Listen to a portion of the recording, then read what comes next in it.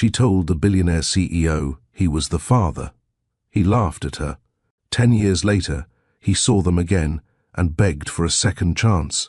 He saw her before he believed it, his eyes looking back from a girl building a bridge, and in that second, he knew the laugh from 14 years ago was the most expensive sound of his life. Huge thanks for helping Mr. Steele Rich Stories get past 900 subscribers. If you're new, join the family. Tap subscribe and hit the bell so you never miss stories with real-life lessons. The robotics competition gym buzzed with controlled chaos. Teams hunched over their creations, tools clicking against metal, coaches barking last-minute adjustments. The scoreboard beeped. 15 minutes until the bridge building finals.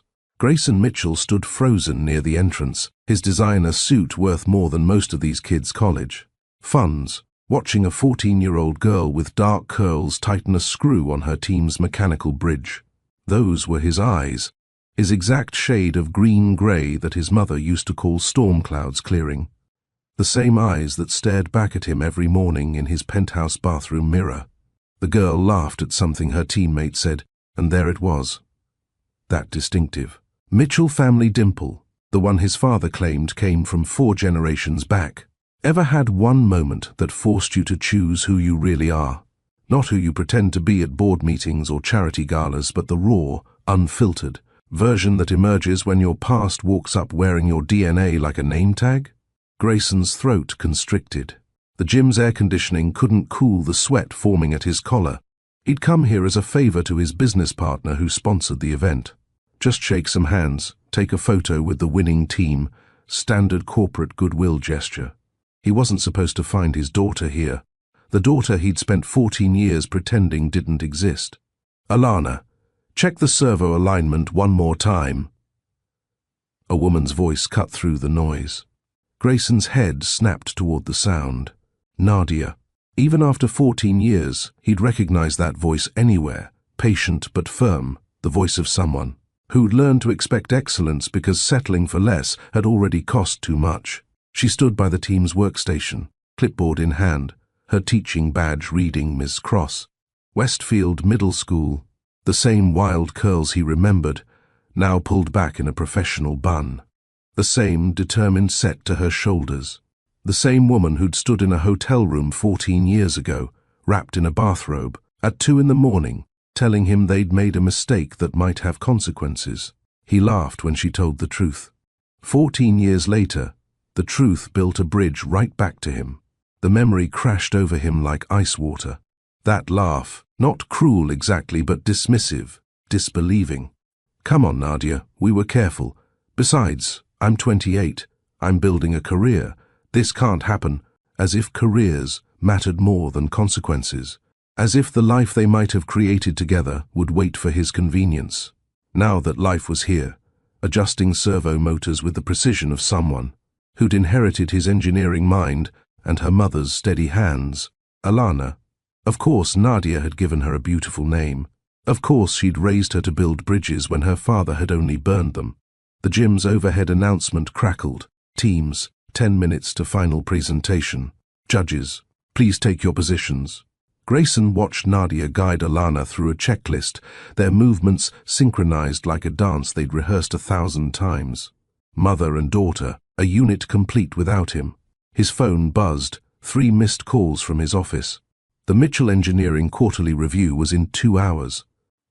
He was supposed to be presenting expansion plans, talking about bridges his company would build across the state. The irony tasted bitter. If you were Nadia here, would you talk? Or walk? Why? He moved before logic could stop him. Crossed the gym floor like a man approaching his own execution, each step heavier than the last. Parents and students flowed around him, oblivious to the collision about to happen. 20 feet, 10 feet. 5. Nadia looked up from her clipboard. Their eyes met. Time fractured. Her face cycled through recognition, shock, and then something harder. The expression of someone who'd already fought this battle alone, and won. She glanced at Alana, still focused on the bridge, then back at Grayson. One slight shake of her head. A warning. But he was already too close. Alana looked up, probably wondering why her mom had gone rigid. Mom, you okay? You look like you've seen a... She stopped, noticing Grayson. Oh, hello. Are you one of the judges? That voice. It carried traces of his mother's accent, the one he'd spent years training out of his own speech. How had that genetic echo survived through someone who'd never met her grandmother? No, I'm... Grayson's voice cracked. What was he? Not a father. He'd forfeited that title the day he'd offered to pay for the problem to disappear. The day she'd walked out of his life, rather than take his money or his excuses. He's one of the sponsors, Nadia interrupted smoothly, though her knuckles were white around the clipboard. Mr. Mitchell's company donated some of the equipment. Mitchell. His name hung in the air like an accusation. Alana brightened, oblivious. Oh, Mitchell Engineering. We studied your Baker Street Bridge design in class. The suspension system was genius. Mom, didn't you say you knew someone who worked? The competition's starting soon, Nadia cut in. Mr. Mitchell was just leaving, but Grayson stood rooted, memorizing Alana's face. The way she pushed her hair behind her ear, exactly like he did when concentrating. The slight tilt of her head when curious. Pure Nadia. This perfect blend of what they'd been together before he'd destroyed it with one dismissive laugh. Your bridge, he managed, nodding at their project. The counterweight system that's advanced for middle school. Alana lit up with pride. Mom helped with the physics, but I designed the pulley configuration myself. It can hold 40 pounds while maintaining flexibility for earthquake simulation. Want to see the stress test data? She was already pulling up charts on her tablet, eager to share with someone who understood the technical details. Grayson's chest ached. How many science fairs had he missed? How many moments like this had Nadia navigated alone? Maybe later, Nadia said firmly. We need to focus. The authority in her tone made Alana step back, confused but compliant. Grayson recognized the voice, teacher mode, the one that brooked no argument. But underneath it, he heard the tremor. She was barely holding it together. Nadia, he said quietly, please, just 5 minutes. 14 years, she responded, voice low enough that Alana, now back adjusting the bridge, couldn't hear. You had 14 years of 5-minute opportunities. I know I have no right. You have no rights, period. The words came out sharp enough to draw blood. I made sure of that. Legal documents, remember? The ones your lawyer drafted? The ones that said you wanted no contact, no responsibility, no acknowledgement? Each word hit like she'd been saving them, aging them into weapons. The lawyer. Right. His father's lawyer, actually, because Grayson had been too cowardly to handle it himself. Just signed where indicated, wrote the check, and pretended the whole thing would disappear. I was scared, he admitted. I was 24 and pregnant, she countered. Fear is a luxury I couldn't afford. The competition timer buzzed. 5 minutes until the presentation. Around them, teams made final adjustments. The judges took their seats at the evaluation table. Normal life continued its rhythm, while Grayson's world tilted off its axis. Please, he said again, and the desperation in his voice made Nadia really look at him for the first time. Not the suit or the success, but him, hollow-eyed and haunted by the ghost of who he could have been. Give me a road. I'll show up. Test me, literally. Whatever you need. Background checks, supervised visits, therapy, anything. Seeing her here, seeing what you've done, who she's become. Who she's become has nothing to do with you, Nadia said, but softer now, sadder. I know. That's what makes it worse. She's incredible, and I had no part in it. Alana called out, Mom, they're waving us over. Nadia closed her eyes, composing herself. When she opened them, she was Miss Cross again, robotics coach with a team to lead to victory. Not today, not in front of her. She started walking toward Alana, then paused, not looking back. She thinks her father died before she was born. Construction accident. I gave her a hero instead of the truth. Don't you dare make me a liar. Then she was gone, arm around Alana's shoulders, guiding her to the presentation area. Grayson watched them set up their bridge, watched Alana explain the engineering with confidence that came from being loved and supported, watched Nadia beam with pride that had nothing to do with him. Stay, because what he does next decides if this story ends in shame or grace. The judges nodded appreciatively at Alana's presentation. She handled their questions with poise beyond her years, crediting her mom for teaching her to think systematically, to solve problems step by step. My mom says every bridge starts with understanding what gap you're trying to cross, she explained, and the words pierced Grayson deeper than any accusation could have. He stood there until they announced the winners. First place, Westfield Middle School. Alana jumped into Nadia's arms, and for a moment, their joy was complete and self-contained. Then Alana looked around the crowd, her eyes sliding past Grayson without recognition, searching for someone who wasn't there, maybe looking for the father she'd never known, the hero from the construction accident who would have been proud. As they walked to receive their trophy, Nadia's phone buzzed. She glanced at it, while Alana posed for photos. Grayson's message, "I'll wait. However long it takes.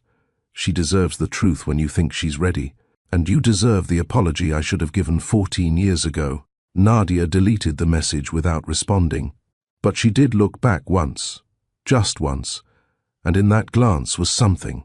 That wasn't quite forgiveness, but wasn't entirely rejection either. It was the look of someone considering whether some bridges, once burned, could ever bear weight again. Alana held the trophy high, laughing with her teammates. The same laugh that had cost her father everything, though she didn't know it yet. Not today. Not in front of her, Nadia had said, and walked Alana to awards. The gym doors closed behind them with finality. Grayson stood alone in the space where everything had changed, where the daughter he didn't know existed had just shown him exactly what he'd missed. 14 years of first words and first steps and first everything. 14 years of Nadia doing alone what should have been shared. He pulled out his phone, stared at the deleted message, and wondered if apologies meant anything when they came a decade and a half too late. If showing up now could possibly make up for all the times he didn't. If a man who'd laughed at the possibility of fatherhood deserved a second chance at the reality. Outside, the November sky threatened rain. Inside, the gym emptied of everyone except janitors and lost possibilities.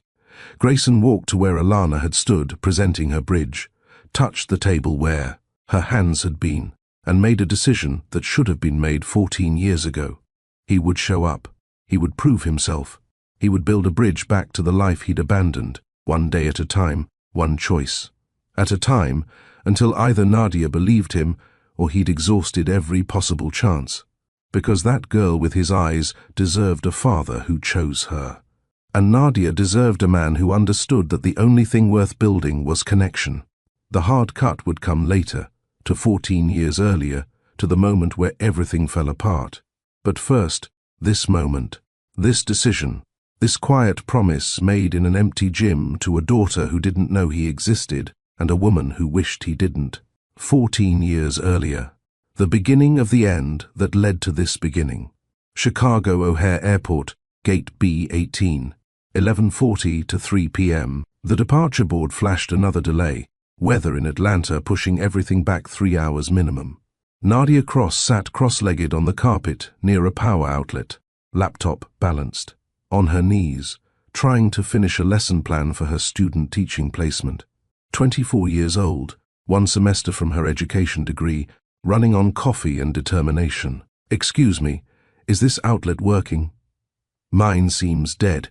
She looked up. Business suit, but loosened tie. Carry-on bag that cost more than her monthly rent. Eyes the color of morning fog. He was pointing at the outlet next to hers, phone charger in hand. "Yeah, this one's good. I think the whole row over there is fried. I watched 3 people try and give up." He sat down, not in a chair, but right on the floor beside her. The gesture surprised her. Men in expensive suits that expensive usually didn't sit on airport carpet. "Grayson," he said, extending his hand. "Nadia. What's keeping you up at midnight in airport purgatory?" He nodded at her screen. "Lesson plan. 5th grade science unit on simple machines. You? Presentation that was due yesterday. Engineering proposal for a pedestrian bridge in Lincoln Park. She laughed. I'm teaching 10-year-olds about levers and pulleys. You're actually building bridges. Same principles, different scale. Although 10-year-olds probably ask tougher questions. The conversation flowed easily. He asked about her teaching philosophy. She asked about structural integrity. Neither mentioned last names, relationships, or real life beyond this. Fluorescent lit bubble. When the gate agent announced another hour delay, Grayson suggested they find food. Everything's closed, Nadia pointed out. There's always one place open in Terminal B. 24-hour diner. Terrible coffee, decent pie. She should have said no. Should have stayed at the gate. Finished her lesson plan. Maintained appropriate stranger distance. Instead, she closed her laptop. The walk through the empty terminal felt like stepping into a different world. Their footsteps echoed off the polished floors. Closed shops stood dark behind security gates. They talked about everything and nothing. Favorite buildings in Chicago, worst. Flight experiences, whether deep dish pizza was actually pizza or casserole. Casserole, Grayson insisted. I'm originally from the East Coast. That's not pizza, it's a cheese-filled life choice. Blasphemy. You live in Chicago now. 5 years. Came for grad school at Northwestern, stayed for the job. You? Born and raised. South Side. My mom still lives in the same house where I learned to ride a bike. The diner glowed like a beacon at the end of Terminal B, the runway cafe, all chrome and cracked vinyl booths. A single waitress worked a night shift, pouring coffee before they even asked. They sat across from each other, and Nadia noticed how he immediately moved the sugar packets into a perfect line. Engineer's precision even at 2 a.m. What made you want to teach? He asked. Had this science teacher in 7th grade, Mrs. Rodriguez. She made us build catapults out of popsicle sticks. Mine shot a marshmallow clear across the cafeteria. Hit the principal. She grinned at the memory. Instead of getting in trouble, she had me explain the physics to him. First time I realized science wasn't just textbooks. It was understanding how everything works. So you're creating more marshmallow rebels? Hopefully. What about you? Always wanted to build bridges. His face changed slightly, guard dropping. My dad is a developer. Mitchell Development. Big projects, big money, big expectations. I was supposed to take over the company, build shopping centers and office parks. But I wanted to create things that connect people, not separate them. Bridges, not walls. The honesty in his voice made her lean forward. That must have been a tough conversation. Still having it, actually. Every Sunday dinner, they talked until their pie plates were empty and refilled their coffee 3 times. About hopes that felt too big to speak aloud. About the walls people build, and when it's safe to lower them. About how teaching and engineering were both acts of faith. Believing you could shape something better. I should tell you, Nadia said suddenly, surprising herself. I don't usually do this. Talk to strangers in airports. Neither do I. I mean it. I'm usually the person with headphones in, creating a force field of leave me alone energy. So, what's different tonight? She considered lying, making a joke. Instead, you sat on the floor. Guys like you don't usually sit on floors. Guys like me? The suit, the bag, the whole... She gestured vaguely at him. Ah. The costume. He smiled, but it had edges. Would you believe I hate it? The suit, the expectations, the whole performance. But it's necessary, you know. People see what they expect, and that makes things easier. Easier but lonelier, says the woman with the headphone force field. They smiled at each other, recognizing something familiar in the other's defenses. The waitress refilled their coffee one more time. Flight boards just updated. Looks like gates are opening at 4. You two might actually get out of here. Time suddenly felt finite. They walked back slowly, taking a longer route through Terminal C at a closed bookstore. They played a game, picking books for each other through the security glass. That one, Grayson pointed. 3rd shelf. Teaching as a subversive activity. For you, the art of possibility. Next to the architecture section, They exchanged phone numbers at gate B18, both knowing it was dangerous. He was flying to Atlanta for a conference. She was heading to Boston for a teaching workshop. Different directions, different worlds. No last names, Nadia said. Let's keep this simple. Simple, he agreed, though they both knew it was already complicated.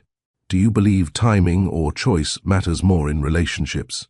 The first week, they texted constantly. Little observations, photos of interesting buildings from him and chaotic classrooms from her. He called late one night, voice tired from presenting all day. She answered, painting in her hair from helping students build solar system models. Tell me about Jupiter, he said. It's big, has storms, terrible place for a first date. His laugh made something shift in her chest. But real life has a way of eroding airport magic. His schedule is filled with site visits and client dinners. Her student teaching intensified, 14-hour days of lesson plans and assessments. Missed calls accumulated like small betrayals. Texts grew shorter, gaps longer. Week 3, Nadia had a conference in Atlanta. She almost didn't tell him. Almost let the connection fade naturally, the way airport meetings were supposed to. But she texted at the last minute, in Atlanta for 3 days. Probably too busy to meet up, but thought you should know. His response came immediately, tonight. Dinner. I know a place. The restaurant was small, tucked away from the tourist areas. They sat across from each other, and the airport magic held. They talked for hours, stretching dinner into dessert into coffee, neither wanting the evening to end. I should get back to my hotel, Nadia finally said, though she didn't move. I'll walk you. The hotel was downtown, modern and anonymous. They stood in the lobby, neither ready to say goodbye, both aware that this was a threshold. Airport conversations were safe. Hotel rooms were something else entirely. Do you want to come up? She asked. Just to talk. I have a bottle of wine from the welcome basket that I'll never drink alone. They both knew it wasn't just about wine. His hotel room was identical to hers, corporate neutrality designed for temporary stays. They sat on the small couch, wine glasses in hand, talking like they had at the airport, about dreams and fears and all the things you tell strangers because strangers can't hurt you. Except they weren't strangers anymore. The kiss happened naturally and was inevitable. One moment they were talking about childhood memories, the next they were tangled. Together, wine forgotten, all the careful distance collapsing into closeness. Are you sure? He asked. No. Are you? Not even a little bit. They laughed, and it felt like permission. Later, in the dark, Nadia's head on his chest, listening to his heartbeat. Slowly she felt both completely right and completely terrified. This wasn't supposed to happen. Airport meetings were supposed to stay at airports, safe, contained, uncomplicated. What are we doing? She whispered. I don't know, but I don't want to stop. I fly out tomorrow afternoon. I know. They fell asleep wrapped around each other, pretending tomorrow wouldn't come. Morning arrived anyway. Nadia woke to sunlight streaming through curtains they'd forgotten to close, and Grayson already awake, watching her. Hi, she said. Hi. Any regrets? None. You? Ask me in a month. They smiled, but something had shifted. The complication they'd been avoiding was now unavoidable. She gathered her clothes, got dressed while he watched, both of them aware they were at another threshold. So, what now? He asked. Now, I go to my conference. You go to your meetings. We see if this survives real life. And if it doesn't, then we had Atlanta. She kissed him at the door, soft and lingering, trying to memorize the moment. Then she left before either of them could make promises they weren't ready to keep.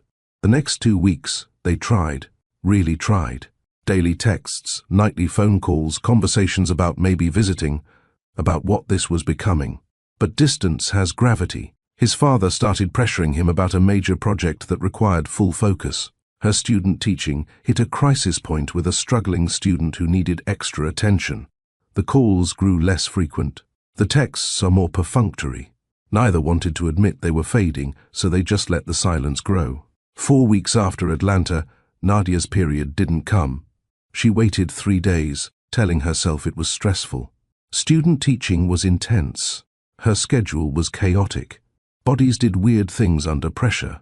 On day 5, she bought a test. On day 6, she took it. 2 lines. Positive. Unmistakable. She sat on her bathroom floor, shaking hands, doing math she already knew. Atlanta was 6 weeks ago.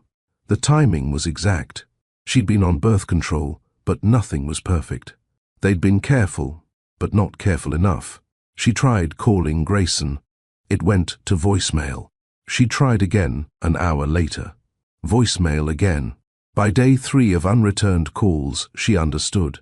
He'd already made his choice. The silence was the answer, but she needed to hear it. Needed him to say it out loud, to own the decision instead of hiding behind unanswered phones. She found his office address online. Mitchell Engineering, 42nd floor of the Daily Building. She would go there, tell him in person, give him one chance to be better than his silence suggested. The elevator to his floor was all mirrors and mahogany. She caught her reflection, 6 weeks pregnant but not showing yet, a brown envelope in hand, containing the positive test and a letter she'd written and rewritten a dozen times. The elevator climbed through Chicago's skyline, each floor marking another level of the world she didn't belong to. Floor 20, 25, 30. Her phone buzzed. Her mother. Where are you? We're supposed to go apartment hunting today. 35. 40. 41. The elevator doors reflected her face, younger then, still believing people could choose to be better than their fear. Still thinking airport conversations and Atlanta nights could translate to real life. The numbers clicked to 42. The doors opened to reveal a reception area that cost more than her entire education. A woman with perfect hair and professional distance looked up. May I help you? I'm here to see Grayson Mitchell. Do you have an appointment? No, but if you could just tell him Nadia is here. From the airport, he'll know. The woman's expression didn't change. One moment, she disappeared through glass doors. Nadia waited, envelope trembling in her grip. Through the windows, Chicago stretched below, beautiful and indifferent. The woman returned. Mr. Mitchell will see you. Follow me. The walk through the office felt endless. Engineers at drafting tables, conference rooms with floor-to-ceiling windows, everyone building futures while hers crumbled. The woman stopped at a corner office, knocked once, and opened the door. Miss Cross for you, Mr. Mitchell. Grayson stood behind his desk, and Nadia saw immediately that he knew. Somehow he knew. His face carried the expression of someone preparing for bad news, already building walls against it. Nadia, he said, this is unexpected. The understatement would have been funny if it wasn't so devastating. She stepped inside. The door closed behind her with corporate softness, designed never to slam, never to make scenes. This was where everything would change, where the airport and Atlanta either became something real or became just another story about timing and bad choices. She held the envelope tighter and prepared to find out which. The 42nd floor of the Daily Building commanded Chicago's skyline like a throne. Mitchell Engineering occupied the entire level, all glass walls and exposed, steel beams, architectural transparency hiding nothing except what mattered. Grayson Mitchell stood at his drafting table, the riverside pedestrian, bridge plans spread before him like a map to somewhere he'd never reach. Nadia entered differently than he remembered. The airport confidence was replaced by something careful, measured. She wore a loose blazer that seemed too warm for the spring weather, carried a brown envelope that she held like it might break. Her face was the same but different, softer somehow, though her eyes carried new weight. Nadia. He came around the desk, unsure whether to hug her, shake hands, or maintain distance. They settled on distance. This is unexpected. I know. I'm sorry to just show up. She glanced around the office, the awards on the walls, the skyline view, the evidence of success that felt hollow now. I tried calling. I know. I've been slammed with the Singapore project. 18-hour days. I meant to call back, you just didn't. The words hung between them, honest and cutting. He'd had a dozen opportunities to return her calls. He'd chosen not to. They both knew it. "Why are you here, Nadia?" She took a breath that seemed to cost her everything. "Because I need to tell you something, and I need to tell you in person. Because you deserve to know, even if it doesn't change anything." The office suddenly felt too large, too corporate. The awards on his wall. Excellence in structural design, emerging architect of the year, seemed to mock the personal conversation trying to happen in this professional space. Outside, Chicago stretched 42 floors below, but the height made him feel trapped. "Okay," he said carefully. "I'm listening." She set the brown envelope on his drafting table, careful not to disturb the bridge plans. "I'm pregnant." The word landed between them like dropped glass. Silence stretched, heavy and sharp. Grayson's mind went blank, then raced, then went blank again. She stood there, waiting, the envelope trembling slightly between them. "I'm sorry." "What?" "Pregnant. 6 weeks." She didn't open her blazer, and didn't need to. The truth stood between them regardless of visible evidence. "That's why I'm here." His first instinct was denial, mathematics, and escape routes. 6 weeks. That would be Atlanta. Yes, but we were careful. We used. Nothing is perfect. Bodies don't follow engineering principles. Sometimes care isn't careful enough. He stepped back, bumped into his drafting table. The bridge plans rustled. His phone buzzed on the desk. His father, probably calling about Sunday dinner, about the expectations that felt like weights. The real world is pressing in from all sides. "Nadia, this is a lot." "I know. And you're sure? You've taken a test." 3 tests. Then a doctor's appointment yesterday. "It's not a maybe, Grayson. It's a certainty." The confirmation made it real in a way her words hadn't. This wasn't a scare or a false alarm. This was a life, growing, becoming, demanding decisions he wasn't ready to make. "What do you want to do?" he asked, and heard how it sounded. Detached, clinical, like she was presenting a problem that required a solution. "I'm keeping it." "You've already decided?" "I decided the moment I saw the positive test. I know my answer. I'm here to find out yours." He laughed, not because it was funny, but because the sound escaped before he could stop it, brittle and nervous. The sound of someone protecting themselves from a weight they weren't prepared to carry. "You can't be serious." The words came out before he could stop them, an echo of every dismissal his father had ever voiced about unexpected complications. The laugh continued, nervous energy seeking escape, filling the space between them with the worst possible sound. "You show up here, at my office, pregnant, wanting, what exactly? Support? Partnership? After 6 weeks of silence from both of us?" Each word built the wall higher. He saw it happening, saw her face close off, saw her shoulders square like she was absorbing blows. But he couldn't stop. The carefully constructed life he'd built, the career, the reputation, the measured distance from messy emotions, it all felt threatened by her presence. "This is our baby," she said quietly, and the words hit differently than he expected. "Our baby," he repeated, testing the phrase.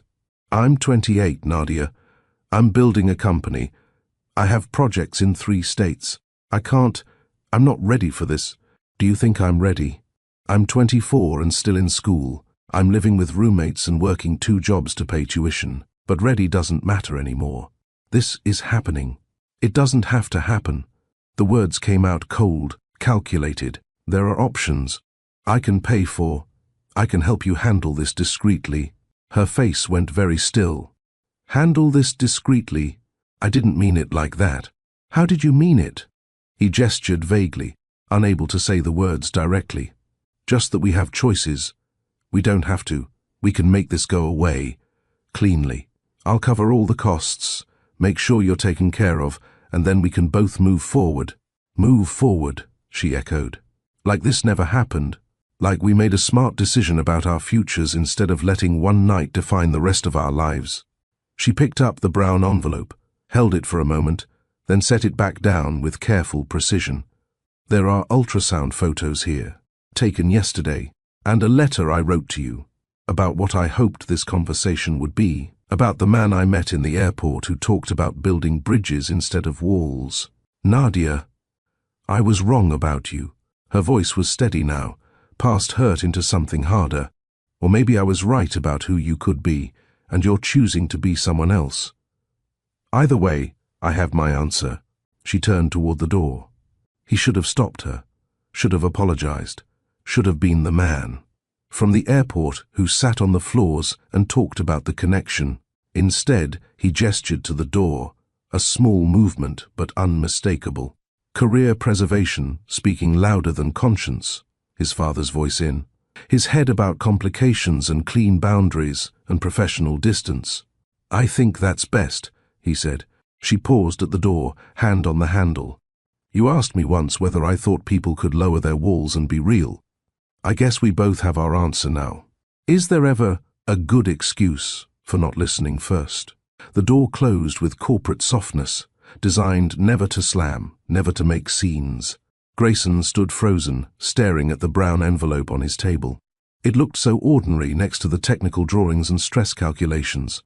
Just paper containing paper. Nothing that should feel this heavy. His phone rang. Singapore calling back about the project timeline. He answered, fell into technical speak about load-bearing capacities and weather resistance. 20 minutes of engineering solutions to problems that had clear answers.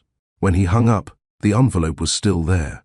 He should open it, should at least look at what she'd brought, but his hand hovered over the envelope, unable to commit to the action. If he opened it, it became real. If he left it closed, he could pretend this was all manageable, containable, something that would resolve itself with distance and time. His office door opened. Patricia, his assistant, entered with a stack of contracts. Mr. Mitchell, legal needs assigned for the Singapore project. Also, your father called about dinner Sunday, and there's a staff meeting at 3 about the new hires. Thanks, Patricia. He slid the envelope under the bridge plans, hiding it from view. I'll handle these in a moment. She started to leave, then paused. Sir, is everything all right? You seem distracted. Fine. Just a lot on my mind. Of course. Let me know if you need anything. After she left, he pulled the envelope back out, stared at it for a long moment, then made a decision he would regret for 14 years. He called Patricia back in. Yes, Mr. Mitchell. This envelope, it's personal correspondence. Can you share it per company policy? She took it without question, efficient as always. Of course. Anything else? No, that's all. She walked to the shredder in the corner of his office, the one they used for confidential documents and outdated contracts. The mechanical teeth whirred to life. The brown envelope disappeared in strips. The ultrasound photos, the letter, the evidence of Nadia's attempt at connection, all reduced to regulation-sized pieces.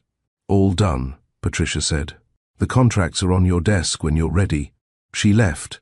The shredder bin contained fragments of what might have been, pieces of Nadia's handwriting mixed with yesterday's meeting notes and junk mail.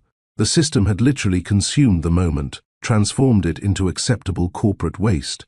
He returned to his bridge plans, tried to focus on stress points and material specifications, but his hands shook slightly as he made notations. The laugh echoed in his memory, sounding worse each time he replayed it.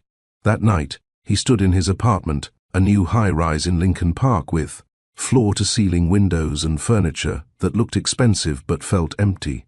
He poured a drink he didn't want and stared at his phone. He could call her, apologize, explain that he'd panicked, that fear had made him cruel, that he wanted to try to be better than the person who'd laughed in her face. He pulled up her number, thumb hovering over the call button. But what would he say? That he was sorry? That he'd changed his mind in the span of 8 hours? That he'd shredded the envelope before even looking inside? The call would require vulnerability he didn't have, courage he couldn't find. It would mean admitting he'd been wrong, had been hurtful, had chosen his comfort over her humanity. So he didn't call. He told himself it was better this way, cleaner. She'd made her choice to keep the baby. He'd made his choice to step back. Two adults making different decisions about their own lives. Rational, reasonable, completely defensible. The lie tasted bitter but familiar. Days became weeks. Weeks became months. He threw himself into work, let the Singapore project consume him, traveled constantly to avoid the quiet moments when guilt crept in. His father approved of his focus, his dedication, his choice to prioritize career over complication. "You're finally taking this seriously," his father said over one of their Sunday dinners. "No distractions, no personal drama. This is how you build an empire." Grayson nodded, accepted the praise, and pretended the cost was acceptable. 6 months after Nadia walked out of his office, he saw a notice in the Chicago Public Schools newsletter. The publication came to his office because Mitchell Engineering had donated to several school construction projects. He normally threw them away unread. This time, something made him open it. Page 3, Westfield Middle School welcomes new science teacher Nadia Cross, who will be teaching earth science and physics to 6th through 8th graders. Miss Cross recently completed her teaching degree and is excited to inspire the next generation of scientists and engineers.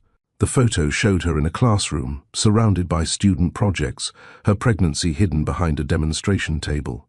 She was smiling, already building the life she'd chosen, already proving she could do alone what he'd been too afraid to attempt together.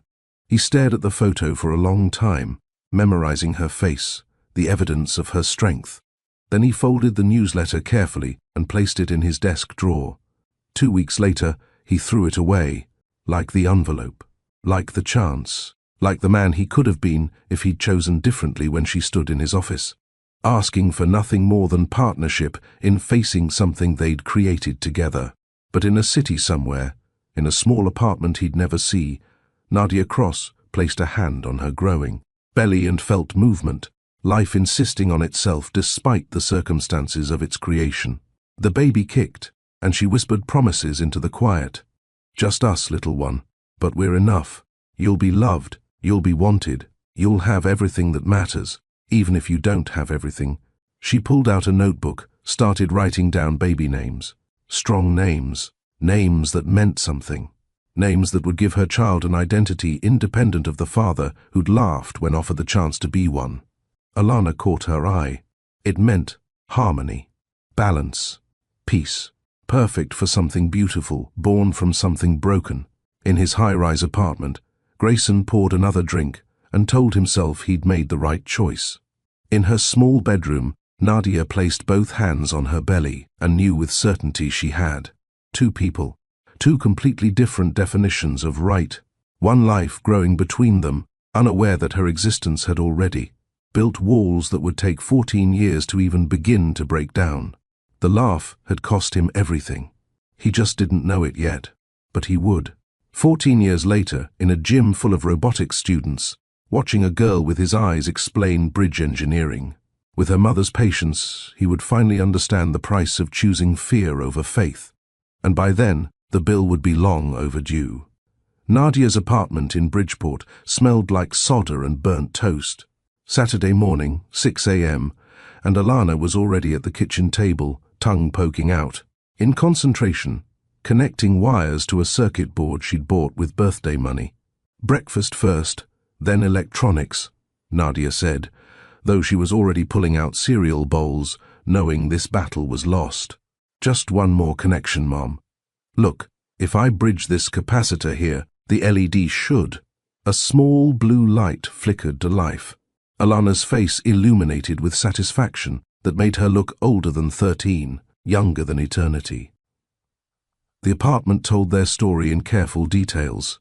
Plants growing in repurposed mason jars on every windowsill, Alana's science experiments turned into decoration. Art from Nadia's evening classes covered the walls, mostly portraits of her daughter. At different ages, capturing moments between childhood and whatever came next. The fridge hummed with magnetic poetry that Alana rearranged daily into increasingly complex messages. Today's formation, electric dreams build tomorrow's connections. Where do you even learn these words? Nadia asked, pouring milk. Library, internet, the electronics store downtown. The owner taught me about capacitors and gave me old circuit boards to practice on. Nadia watched her daughter work, seeing Grayson's concentration in her focus, his precision in her small hands. But also something entirely Alana's, a joy in creation that came from being loved without conditions, from never doubting her place in the world. "Mom, tell me about my dad again." The request came monthly now, always casual, always while Alana was building something. Nadia had the story memorized, polished smooth by repetition until it almost felt true. He was brilliant with design, could see how things fit together before building them, like you with your circuits. And he died in the construction accident. Yes, very sudden. Before you were born. Do you think he would have taught me to build things? I think he would have been amazed by what you already know. Alana nodded, satisfied, and returned to her circuit board. She never pushed for more details, seemed to understand that some stories had boundaries. Or maybe she sensed that pushing would lead to pain neither of them was ready to handle. Name one quiet habit that keeps you grounded. Nadia's habit was freelance work after Alana went to bed. Tutoring online, editing scientific papers for graduate students, anything. That added to the college fund she'd started the day Alana was born. Every extra dollar went into that account, building a foundation for a future where her daughter could choose any path without limitation. The evening routine never varied. Homework at the kitchen table, Nadia checking math while cooking dinner. Then Alana's projects. This week, paper cranes that she was somehow mechanizing with tiny motors. Then reading together on the couch, Alana's head against her shoulder, both of them disappearing. Into stories about kids who discovered they were magical, special, chosen. "We're chosen too, right, Mom?" Alana had asked once, years ago. "What do you mean?" "We chose each other. That's even better than magic." After bedtime, Nadia would sit at her laptop, editing dissertation chapters about structural engineering, learning the language Grayson spoke fluently. She told herself it was for the money, but sometimes she'd pause at a phrase: load, bearing capacity, tension distribution, structural integrity, and wonder if he ever thought about the foundation he'd refused to help build. Meanwhile, 16 miles north in Lincoln Park, Grayson Mitchell stood in his corner office. Mitchell Engineering's own building now, his name etched in steel across the lobby. The Singapore project had launched him into architectural prominence. Bridges in 12 cities, awards that his father actually approved of, a life that is photographed beautifully for industry magazines. His assistant knocked softly. "Mr. Mitchell." "The charity board meeting is in 20 minutes. The charity work had started as his father's suggestion, good optics, tax benefits, networking opportunities, but Grayson had chosen the beneficiaries carefully. Education non-profits, science programs for underfunded schools, robotics clubs in neighborhoods that couldn't afford equipment. He told himself it wasn't connected to a ghost he'd never met. Just good business, giving back. He signed checks for hundreds of thousands of dollars, attended galas, made speeches about building connections to the future. The metaphor felt heavier each time he said it. Once, at a fundraiser for STEM education, a teacher thanked him with genuine emotion. "You don't understand what this means," she said. "These kids, some of them, have never seen themselves reflected in the people who build important things. This program shows them they can create, not just consume." He went home that night and stood at his window, looking south toward neighborhoods where teachers made miracles with limited resources, where single mothers raised brilliant children alone, where his money went, but his presence never followed. The penthouse felt larger every year. He dated lawyers, architects, professionals his father approved of. But every relationship ended the same way, with variations of, "You're not really here, are you?" He wasn't. Part of him was stuck in an office 13 years ago, watching a door close, hearing his own laugh echo off glass walls. Sundays were the worst.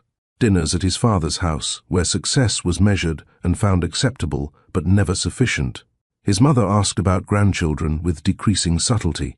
The weight of expectations that felt like building codes, necessary but suffocating. "You need to settle down," his father said over brandy one evening. Legacy isn't just about buildings. I know. Do you? Because you're 38 and live like a monk with excellent credit. His email signature included a quote he'd added years ago. We build too many walls and not enough bridges. He'd discovered it in an article about innovative educators featuring a teacher who'd won an award for creative science instruction. The piece mentioned Ms. Cross from Westfield Middle School without a first name, but he'd known immediately. He'd Googled her once that year, careful not to go deeper than public information, maintaining boundaries even in digital space.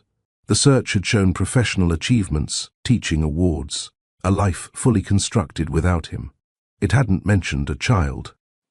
He told himself that meant she'd made a different choice after all, that the conversation in his office had led to the outcome he'd suggested.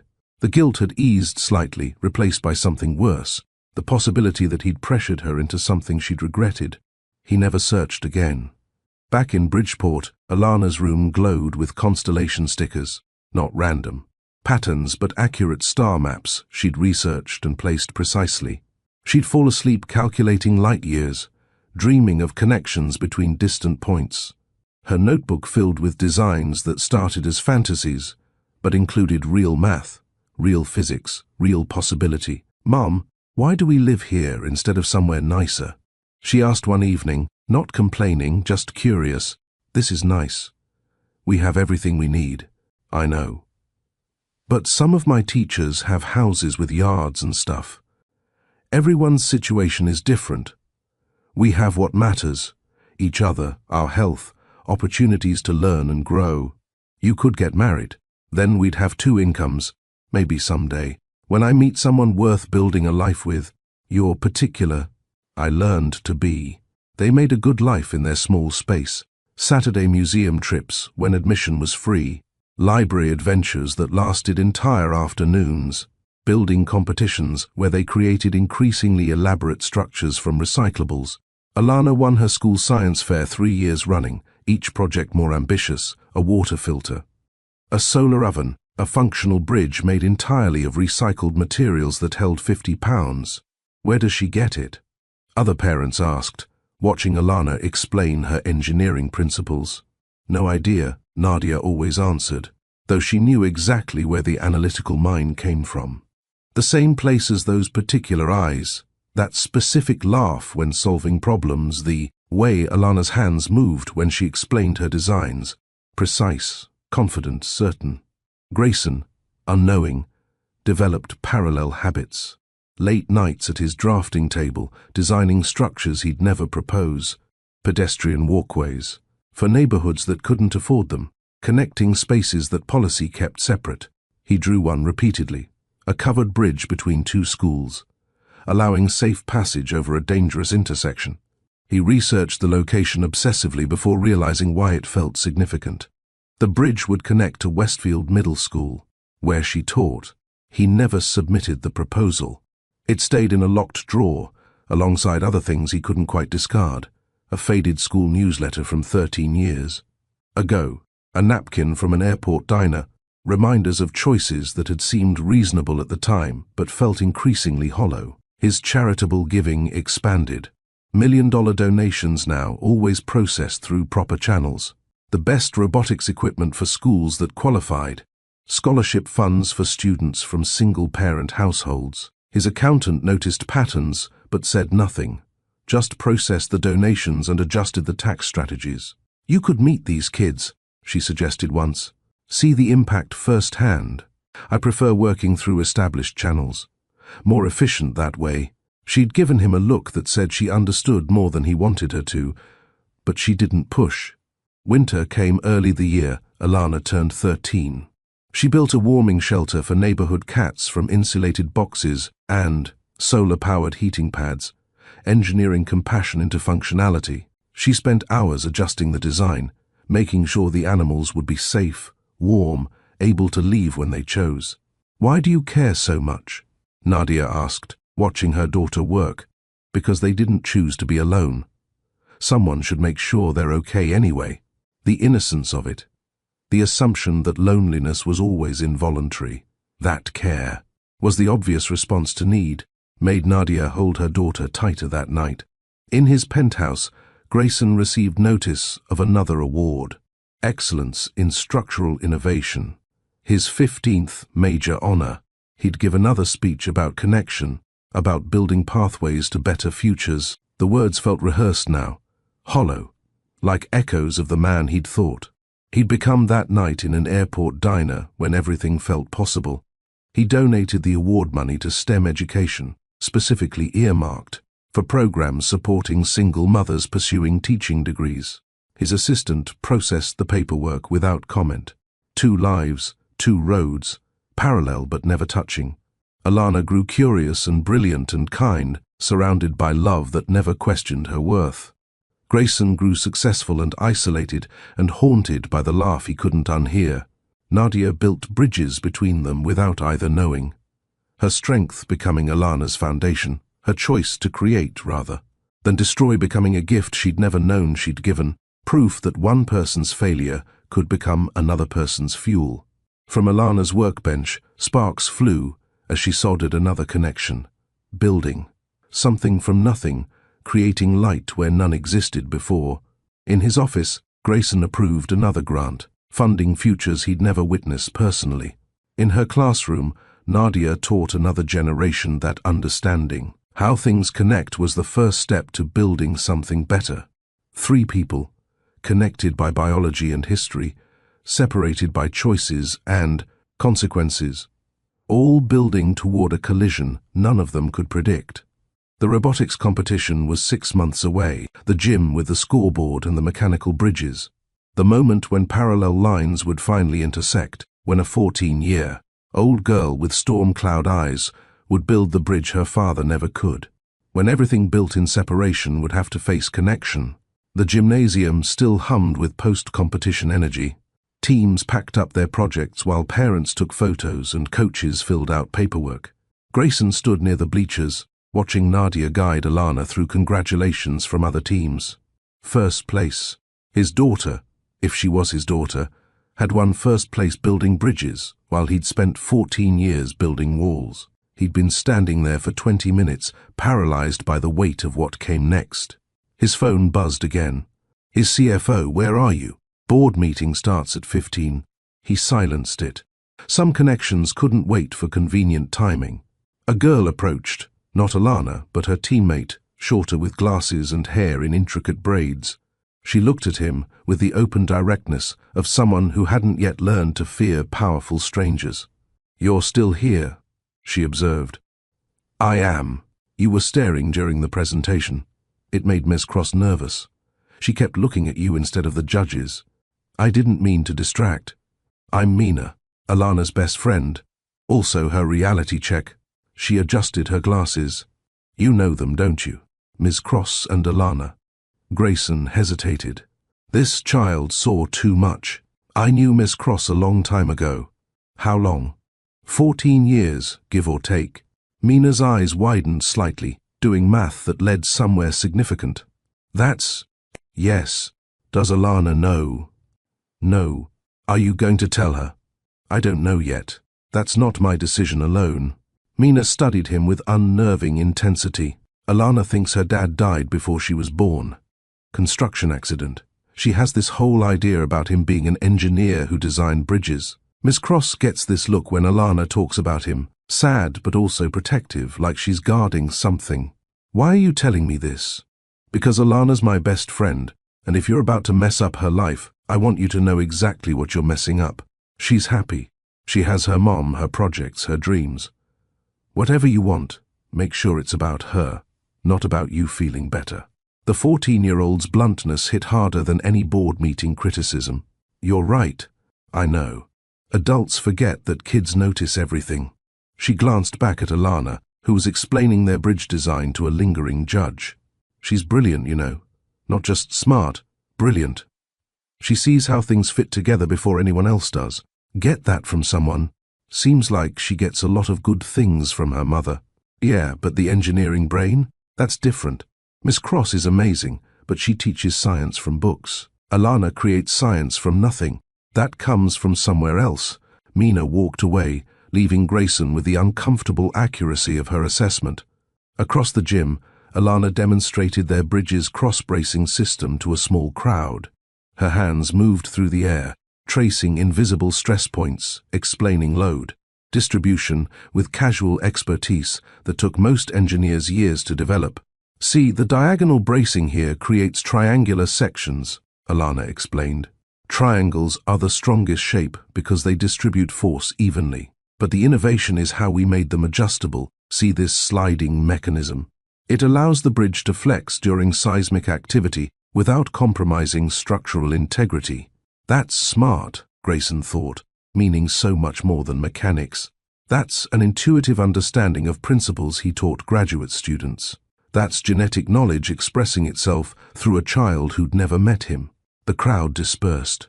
Alana began packing tools into their team case, carefully organizing each piece. Grayson recognized the habit. His own toolbox followed the same obsessive order. Everything in its place, chaos made manageable through control.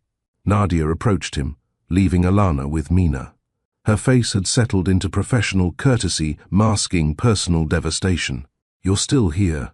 I couldn't leave. Not after. Nadia, she's incredible." "Yes, she is. We've established that." Her voice carried the flatness of someone conserving emotional energy. "What do you want, Grayson?" "To talk.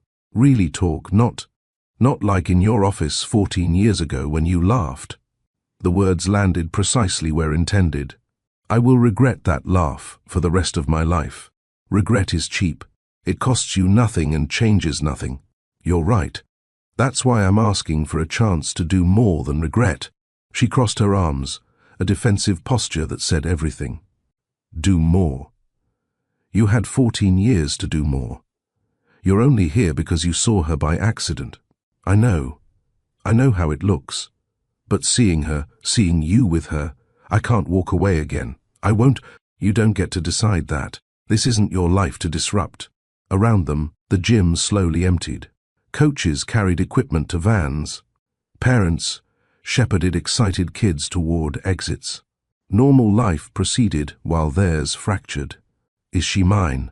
The question came out quieter than intended. Nadia's jaw tightened. "Biologically, I've always known she was. The timing was exact. There was no one else, despite what I might have let you believe in your office that day." The confession hit him like physics. Mass times velocity equals impact. "You let me think. I let you think whatever made it easier for you to dismiss us. You wanted an out. I gave you one. Then, I built a life where your biology didn't matter because your presence was never an option. But why tell me now? Why admit it? Because she's standing 20 feet away, and she has your eyes, your hands, your brain. Because pretending you're not her father when you're staring at living proof is exhausting. And because," her voice cracked slightly, "because maybe she deserves to know the truth someday, and that truth should start with honesty between us. Would you agree to a test immediately, or wait?" "Why?" "A paternity test," Grayson said. "Let me take one. Make it official. And then, if you're willing, let me try to be more than biology. A test proves what I already know. It doesn't prove you'll stay, no. But it's a start. And then I'll prove I'll stay however you need me to. If you're lying, if this is guilt or ego or some crisis. It's none of those things. It's..." He looked at Alana, carefully placing tools in perfect order. "It's seeing myself in someone I didn't know existed. And seeing you, seeing the parent I should have been brave enough to try to be." Alana called out, "Mum, Mina's parents are taking us for pizza. Can I go?" Nadia held Grayson's gaze. "1 second, honey." Then, quieter, "A test proves biology. It doesn't prove character. No, but it's a start. And then I'll prove my character however you need me to. If the test confirms what I know, we move at my pace. Therapy first for both of us. Then we figure out if and when to tell her. Then, maybe, if you prove consistent over months, not weeks, we discuss what role you might have in her life. Yes, whatever you need. I need you to understand that I will protect her from you if necessary. Even if you're biologically her father, you're not her dad. That title requires more than DNA." "I know." She pulled out her phone, typed rapidly. I'm texting you the name of a clinic. Make an appointment this week. I'll bring a sample from her. She did a DNA project in school last year. I kept the swab. We can compare without involving her yet. His phone buzzed with the information. When will we know? 2 weeks for results. Then we decide what comes next. Nadia, thank you for not walking away, for giving me this chance. I'm not doing this for you. I'm doing it because if you are her father, she deserves the truth when she's ready. And I deserve to know if I've been protecting her from her actual father or from my own hurt. The distinction mattered. Everything she did circled back to Alana's needs, never her own comfort. For what it's worth, Grayson said, you've done everything right. She's extraordinary, and that's entirely because of you. I know. But thank you for saying it. She gathered Alana's forgotten water bottle, the team banner, and small remnants of the day's victory. At the gym entrance, she turned back. We'll do it. The test. But Grayson, if you're her father and you disappear again, I won't forgive you. Not for me. I already survived you once. But if you make her survive you too, if you let her down the way you let me down, I won't. I promise, I won't. She nodded once, then called Alana. You can go to pizza. Be back by 7. Thanks, Mom. Alana grabbed her jacket, then paused, looking at Grayson. Hey, thanks for sponsoring the competition. Your company's bridge designs are really cool. The Baker Street one especially. The way you solved the wind resistance problem was genius. She'd studied his work.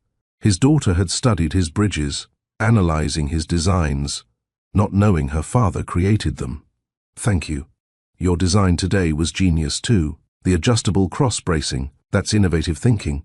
She beamed, then rushed off with Mina.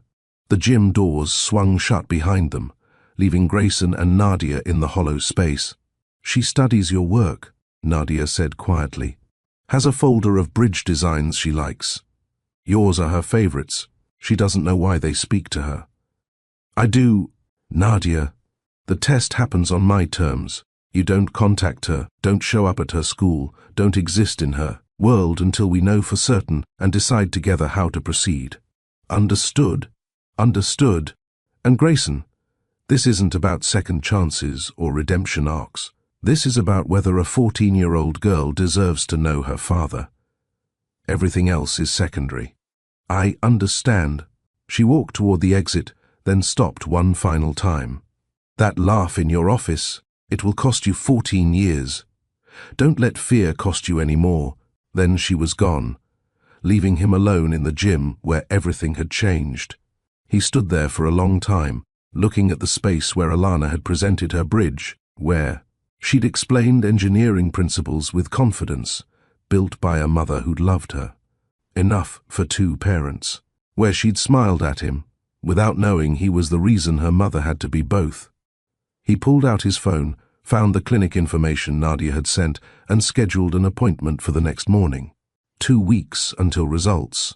2 weeks to prepare for confirmation of what his eyes had already told him. 2 weeks before the real work began, proving he could be more than biology, more than regret, more than the laugh that had defined him for 14 years. Outside, November rain began to fall. Inside, Grayson made a promise to a daughter who didn't know he existed. He would show up. He would prove himself. He would build a bridge back to the life he'd abandoned, one choice at a time, until either Nadia trusted him or he'd exhausted every possible chance. Because that girl with his eyes deserved a father who chose her, and he was finally ready to try.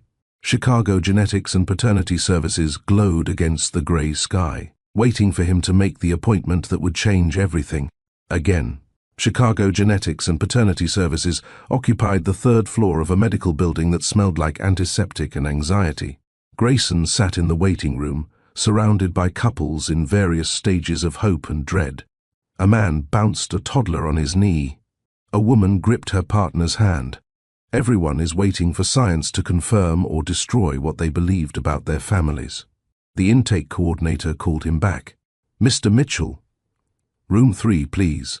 The hallway walls displayed butterflies, educational posters about genetic inheritance shown through wing patterns, dominant traits, recessive traits. How two colors become one in offspring. He stopped at a monarch illustration, orange wings with black veining, the caption reading genetic expression across generations. Room 3 was smaller than his office bathroom. A phlebotomist with kind eyes and efficient movements prepared the kit. Just a cheek swab, very simple. Open wide. The cotton scraping against his inner cheek felt significant beyond the physical action. This tiny sample would confirm what he already knew in his bones. Those were his eyes looking back from Alana's face. But knowing and proving existed in different categories of truth. All done. Results in 10 to 14 business days. We'll call the number on file. He left with a reference number written on generic clinic stationery. 12 digits that would rearrange his entire life. That evening, Nadia performed the same ritual with Alana's stored sample, the swab from last year's school DNA project that she'd kept for reasons she couldn't name at the time. Maybe some part of her had always known this moment would arrive.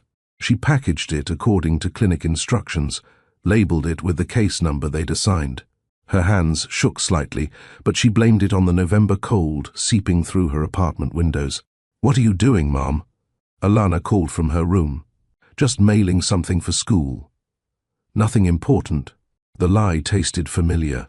She'd been lying to protect Alana for so long that truth felt like the dangerous choice. 14 days later, Grayson's phone rang at 2 in the afternoon. Unknown number. He answered on the first ring. "Mr. Mitchell, this is Chicago Genetics. Your results are ready.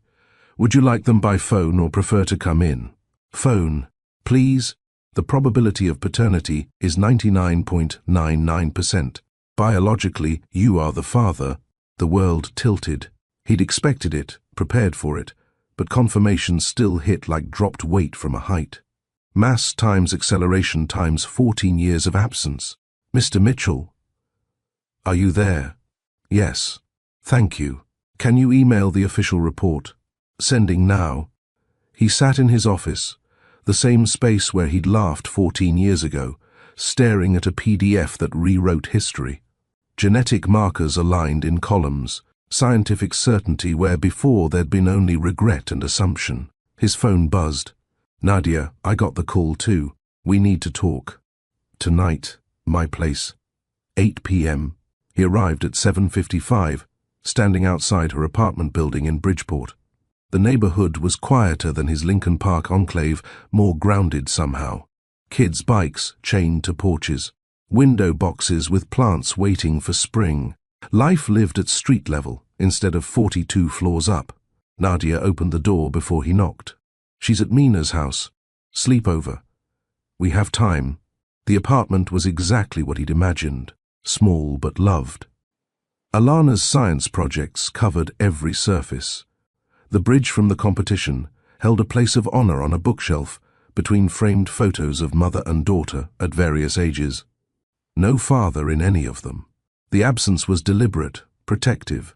"Coffee?" Nadia offered. "Please." They sat at her kitchen table, the official report between them like a contract neither had signed.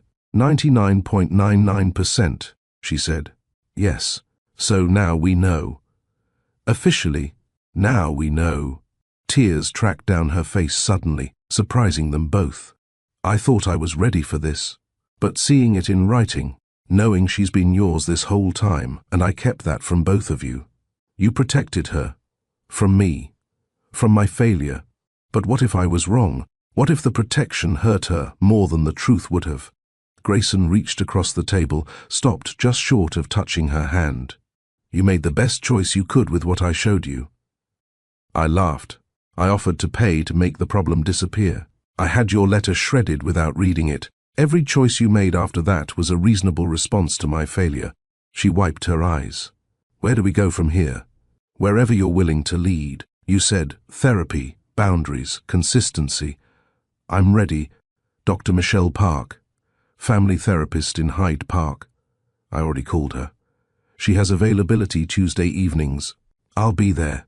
And before we tell Alana anything, you have to prove you can show up.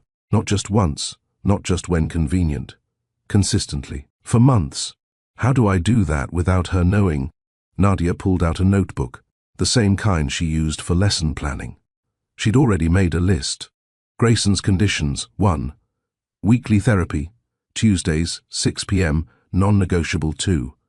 Background check, full disclosure. 3. No gifts, no grand gestures, no shortcuts. 4. Learn about her.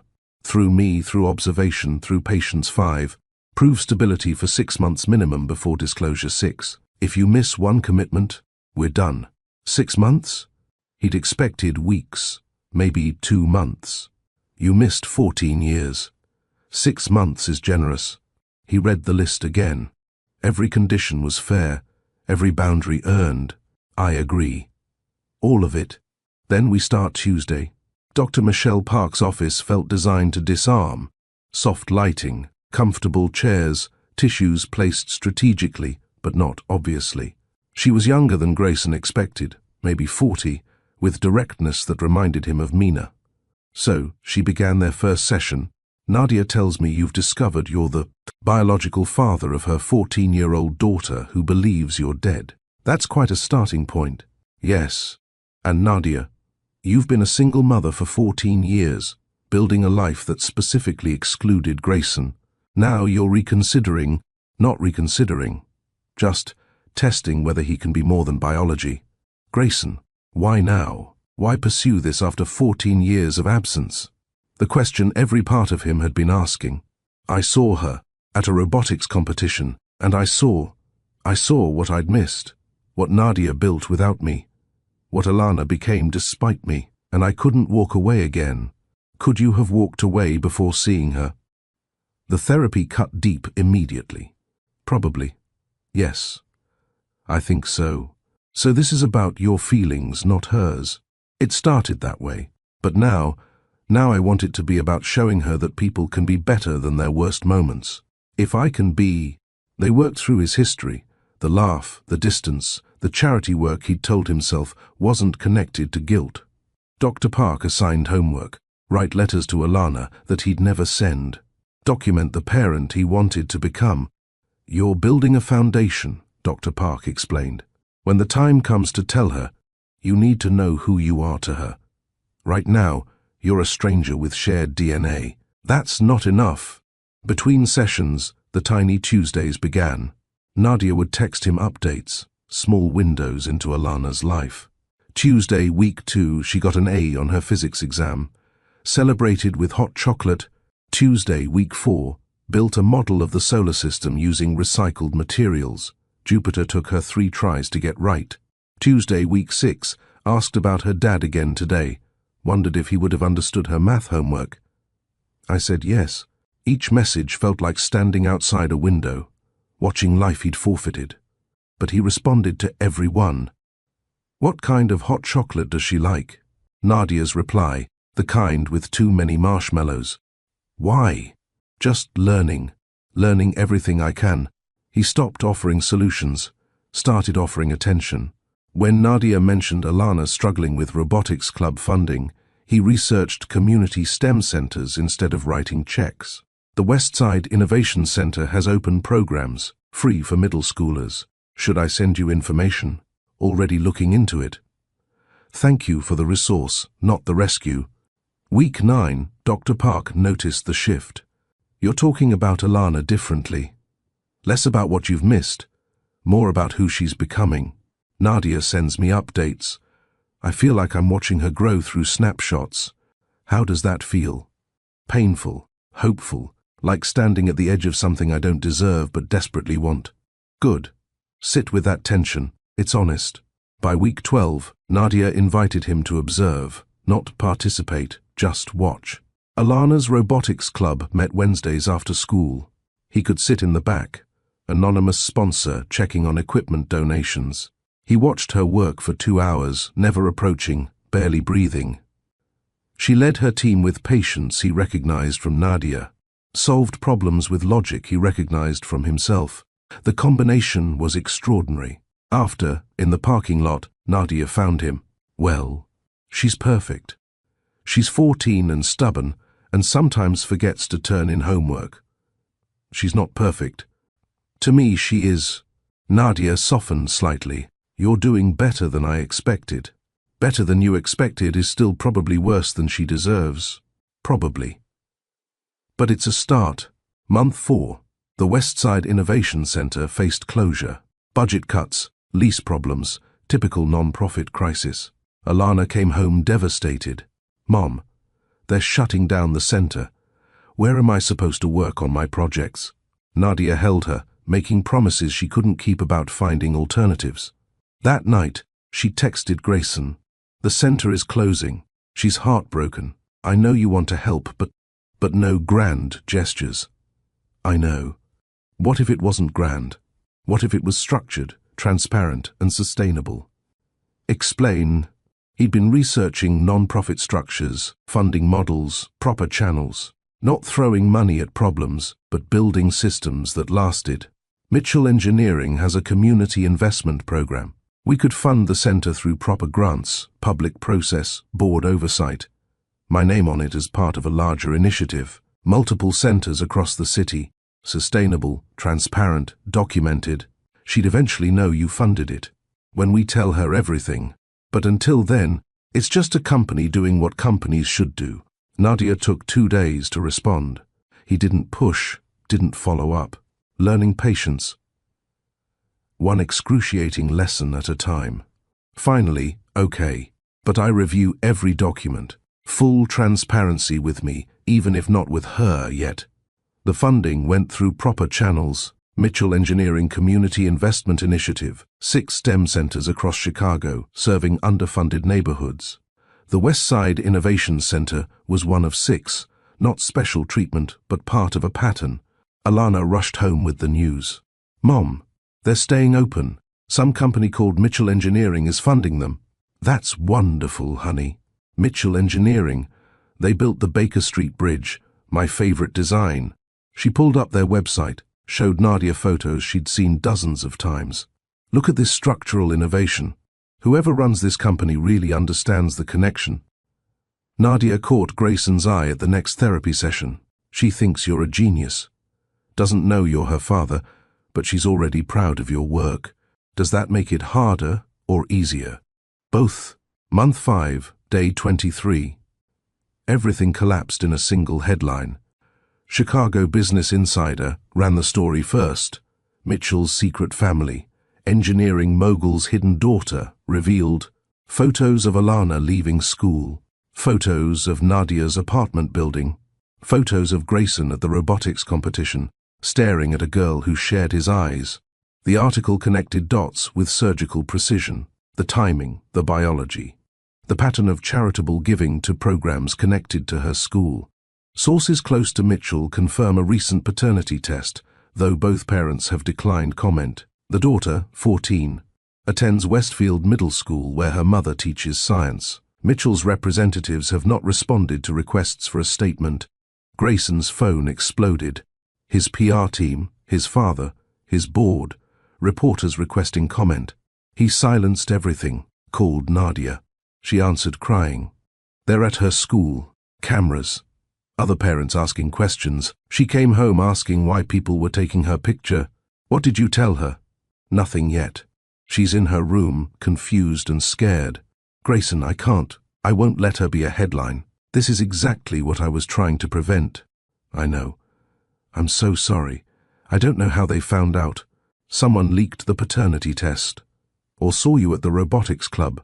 Or connect your funding to her school. Her voice shook with fury and fear. I trusted you. You said transparent, you said sustainable, I said I'd protect her. And I failed. Tell me how to fix this. You can't fix this. The story's out. She's going to read it, or someone will tell her, and then her whole world collapses because we weren't the ones to tell her the truth. Dr. Park called an emergency session. The 3 of them sat in her office at 9 p.m., Alana still at Mina's house, protected temporarily by ignorance. This changes the timeline, Dr. Park said. You were going to wait another month before disclosure. That's no longer an option. We can't tell her like this, Nadia insisted. Not because the tabloids forced our hand. You tell her now, on your terms, or she reads it in hostile terms. Those are your options. Grayson felt the walls closing in. the exact fear that had made him laugh 14 years ago. But this time, running wasn't an option. "What does she need to hear?" he asked. "The truth," Dr. Park said. "Age-appropriate, honest, and from both of you together. You tell her who you are, why she didn't know, and what happens next. You answer her questions without defensiveness. You make her angry." "She's going to hate me," Nadia whispered. "Probably," Dr. Park agreed. "For a while. But children are resilient when they feel loved. She knows you love her. Now she needs to know you trust her with hard truths." Outside, news vans circled. Grayson's phone showed 17 missed calls from his father. The board had scheduled an emergency meeting. Donors to his foundation were expressing concern about optics. Short-term relief or long-term respect? Which would you choose here? His PR team sent a draft statement. "Mr. Mitchell values his privacy and asks that the media respect his family during this personal matter. No further comment will be provided." Safe, vague, corporate. Exactly what his father would approve. He deleted it. The press conference was scheduled for 8 a.m. the next morning. Mitchell Engineering's main conference room, the one with floor-to-ceiling windows overlooking the Chicago River. His PR team had prepared statements, talking points, and damage control strategies. Grayson stood in the hallway outside, watching reporters set up cameras and microphones. His father had called 6 times, each message escalating in fury. His board chair had sent a tersely worded email about reputation management and fiduciary responsibility. No handlers, no script, just him and the truth. He'd spent the night writing what he wanted to say, not to reporters, not to shareholders, but to Alana, who would see this eventually, who would judge him by how he handled this moment. Nadia texted, "She's still at Mina's. I know something is happening. We told her today at 3 p.m. Whatever you say to those cameras, she'll see it. Make sure it's something she can build on. Make sure it's something she can build on. Not something that protected him, or his company, or his reputation. Something that gave his daughter a foundation." His PR director approached. "Mr. Mitchell, we're ready. Remember, brief statement, no questions. Exit promptly. We've prepared." "I'm not using your statement." "Sir, with respect, the board has approved." "The board doesn't have a 14-year-old daughter who's about to learn her father isn't dead." "I do. So I'm handling this my way." He walked to the podium before she could respond. Microphones bristled like accusatory fingers. Cameras focused. Reporters poised over notebooks. The room fell silent. "If you're locked in right now, tap like so the algorithm pushes more stories with real-life lessons. Comment, 'I'm locked in,' if you felt that press moment." He stared at the microphones, no handlers, no script, and thought about Alana, watching this someday, deciding whether her father was worth knowing. Then he stepped up to the podium and began to speak. Grayson gripped the podium edges, feeling the polished wood grain under his palms. Every camera in the room focused on his face, waiting for corporate spin. Carefully, worded deflection, the standard playbook for uncomfortable truths. He took a breath and started. "My name is Grayson Mitchell, and I'm here to tell you about the worst mistake of my life." The room shifted. Reporters leaned forward. This wasn't the prepared statement they'd expected. 14 years ago, a woman I cared about told me she was pregnant with my child. I laughed. Not because it was funny, but because I was scared, and I handled fear the way I'd been taught, with dismissal and distance. She left that conversation, and I let her go. I signed papers that said I wanted no contact, no responsibility, no acknowledgement. I chose my comfort over my character. His PR director made frantic cutting motions from the side of the room. He ignored her. What I only discovered 5 months ago was that she kept the baby.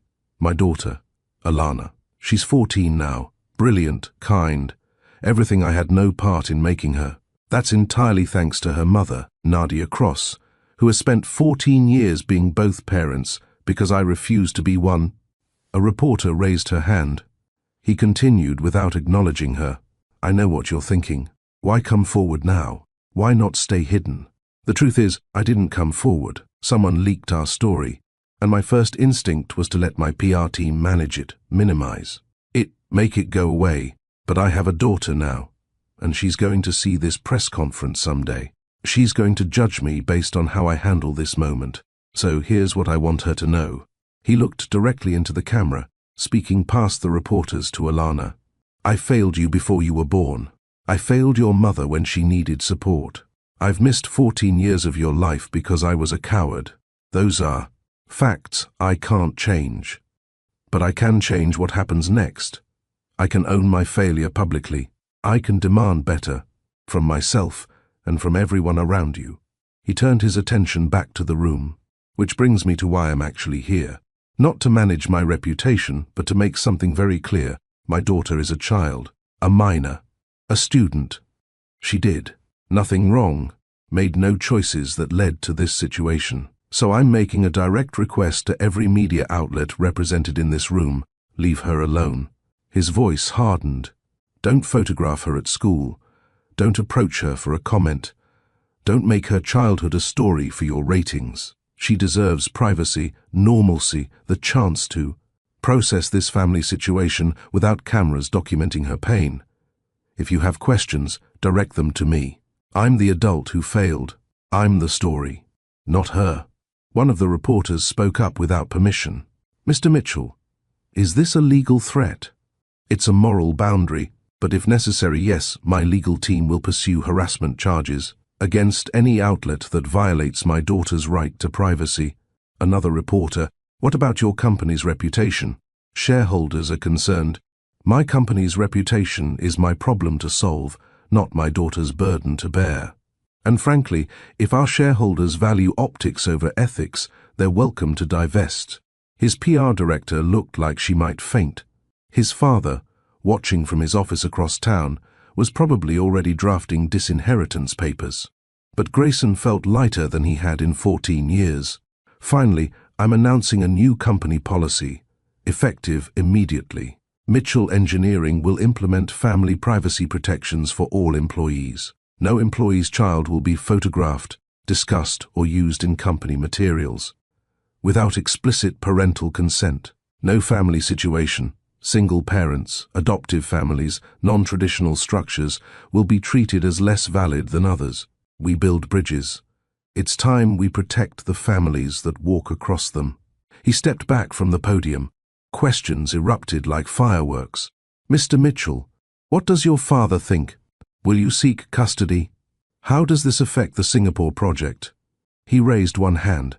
I've said what I came to say. My daughter and her mother deserve peace. I'm asking you to give them that. Thank you. He walked off the stage, ignoring the shouted follow-ups.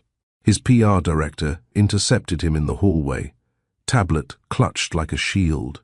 That was not the approved statement. The board can schedule a meeting. Right now, I have somewhere more important to be.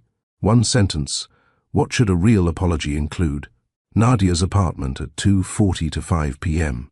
15 minutes before Alana was due home from Mina's house. Nadia sat at the kitchen table, hands wrapped around a mug of tea gone cold. Grayson sat across from her, the same seats they'd occupied when the paternity results came back. I watched your press conference, she said quietly. And you didn't ask me first. Didn't clear the family privacy policy, didn't warn me you were going off script. I know.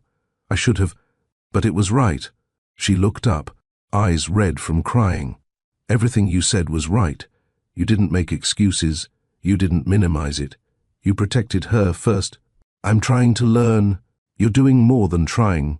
She pulled up her phone, showed him the screen. This is from the school principal.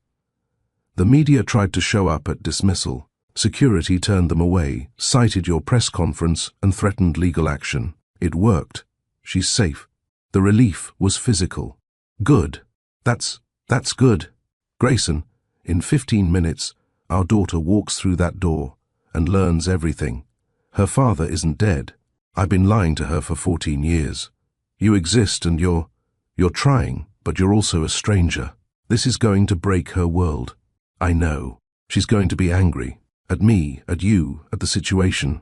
Dr. Park says that's healthy, but healthy doesn't make it easier. What do you need from me?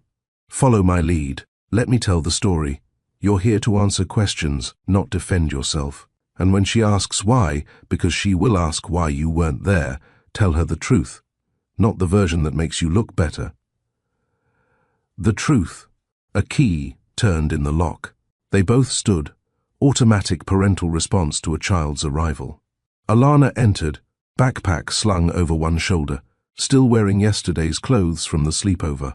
She stopped when she saw Grayson. Mr. Mitchell, from the robotics competition? Confusion clouded her face. Mom, what's going on? Nadia moved to the kitchen counter, started slicing strawberries, her comfort activity giving her hands something to do. Honey, sit down. We need to talk about something important. Alana sat slowly, eyes moving between them. Is this about the reporters? Mina's mom said there were news people at school today. Partly, yes. Why would reporters care about me? Grayson watched Nadia's hands shake slightly as she sliced.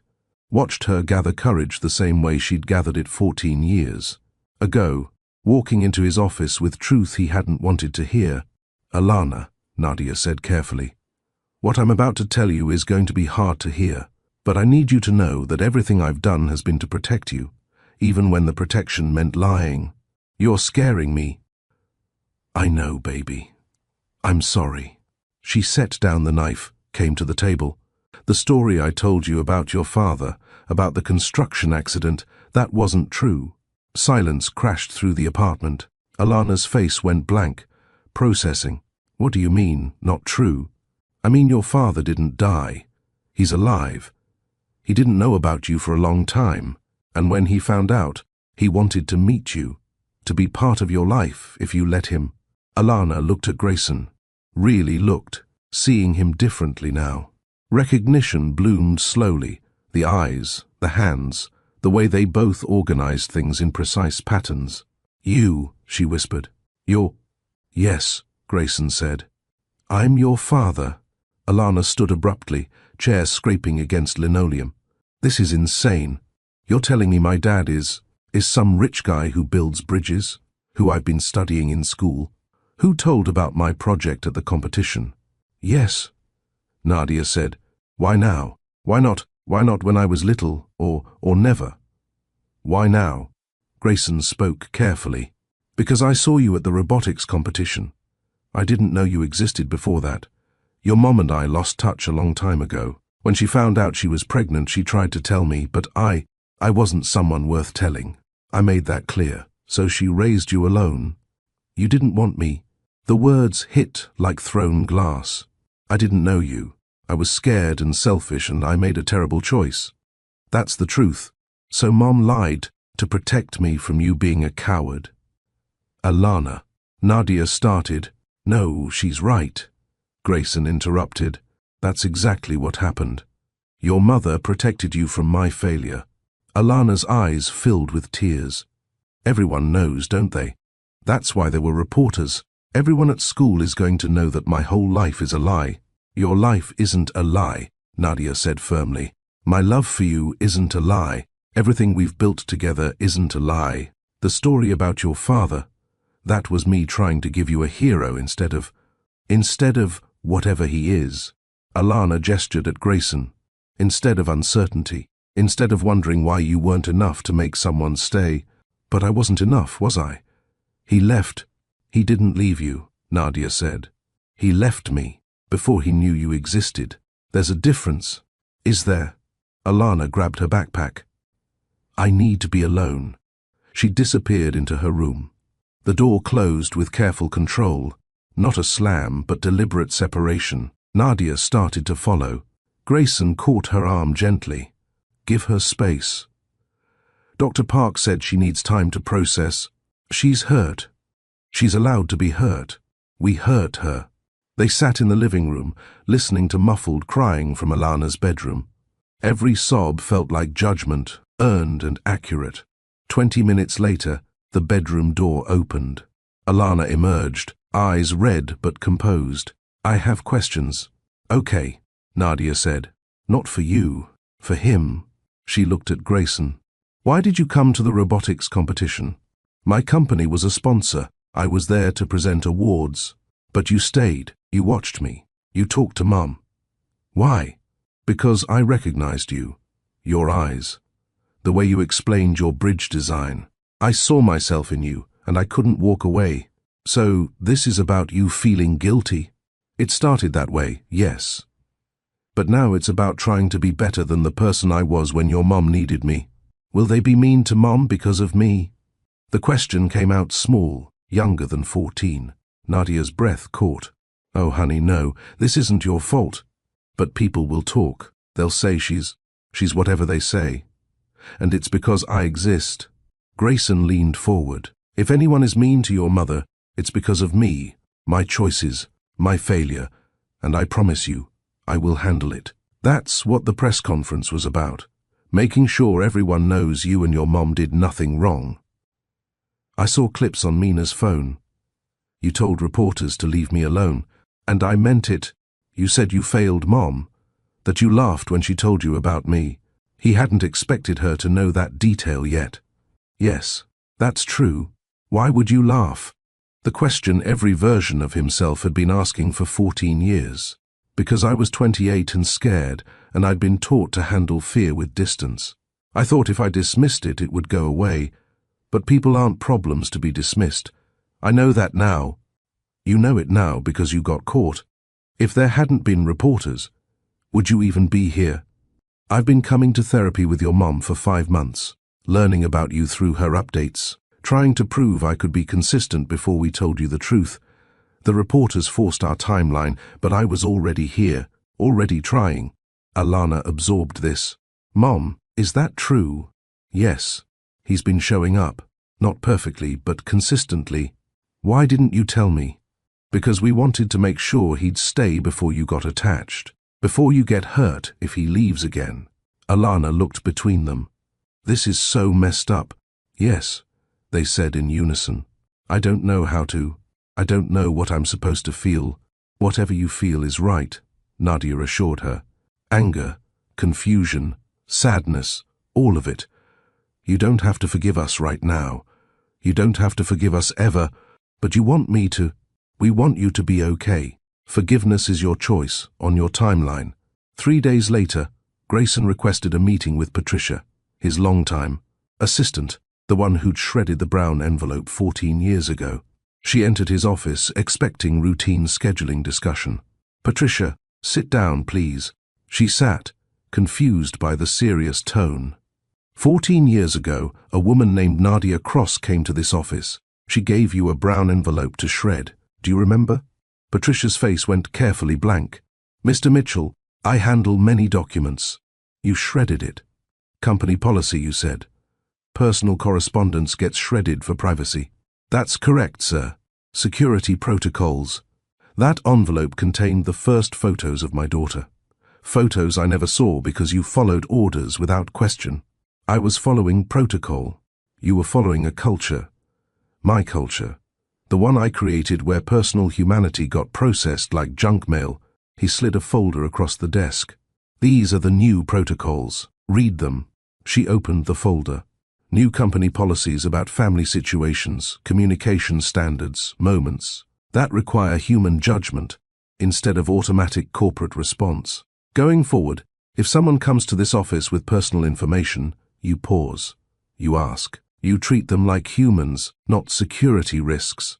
Understood? Yes, sir. I'm not firing you, Patricia. You did what you were trained to do. But the training was wrong, and that's on me. So we're both learning better. She nodded, relieved and chastened. I'll review these thoroughly. After she left, Grayson sat at his desk, looking at the space where the brown envelope had been shredded 14 years ago. The shredder was gone now, replaced with a secure filing system that required human review before disposal. Small changes. But changes that acknowledged the cost of efficiency without humanity. 2 weeks after the press conference, Nadia invited Grayson to dinner at her apartment. Not therapy, not an update meeting, actual dinner. Alana knew and had cautiously approved, though she'd chosen to eat at Mina's house instead. Baby steps, she'd told her mother. I'm not ready to watch you two be weird together. Grayson arrived with flowers, Simple daisies, not expensive roses. Learning the difference between grand gestures and thoughtful ones. She's getting better, Nadia said, accepting the flowers. Still angry sometimes, but she's talking to Dr. Park individually now. Processing. That's good. That's healthy. They moved through dinner conversation carefully. Small talk about work, Alana's latest project, the media attention finally dying down. Comfortable but tentative, like walking across a new bridge, testing its capacity. After dinner, washing dishes side by side, Nadia spoke quietly. You've surprised me. How so? You stayed, through the tabloids, through Alana's anger, through my panic. You actually stayed. I told you I would. People tell me lots of things. You're the first one in a long time who meant it. She turned to face him, dish towel still in her hands.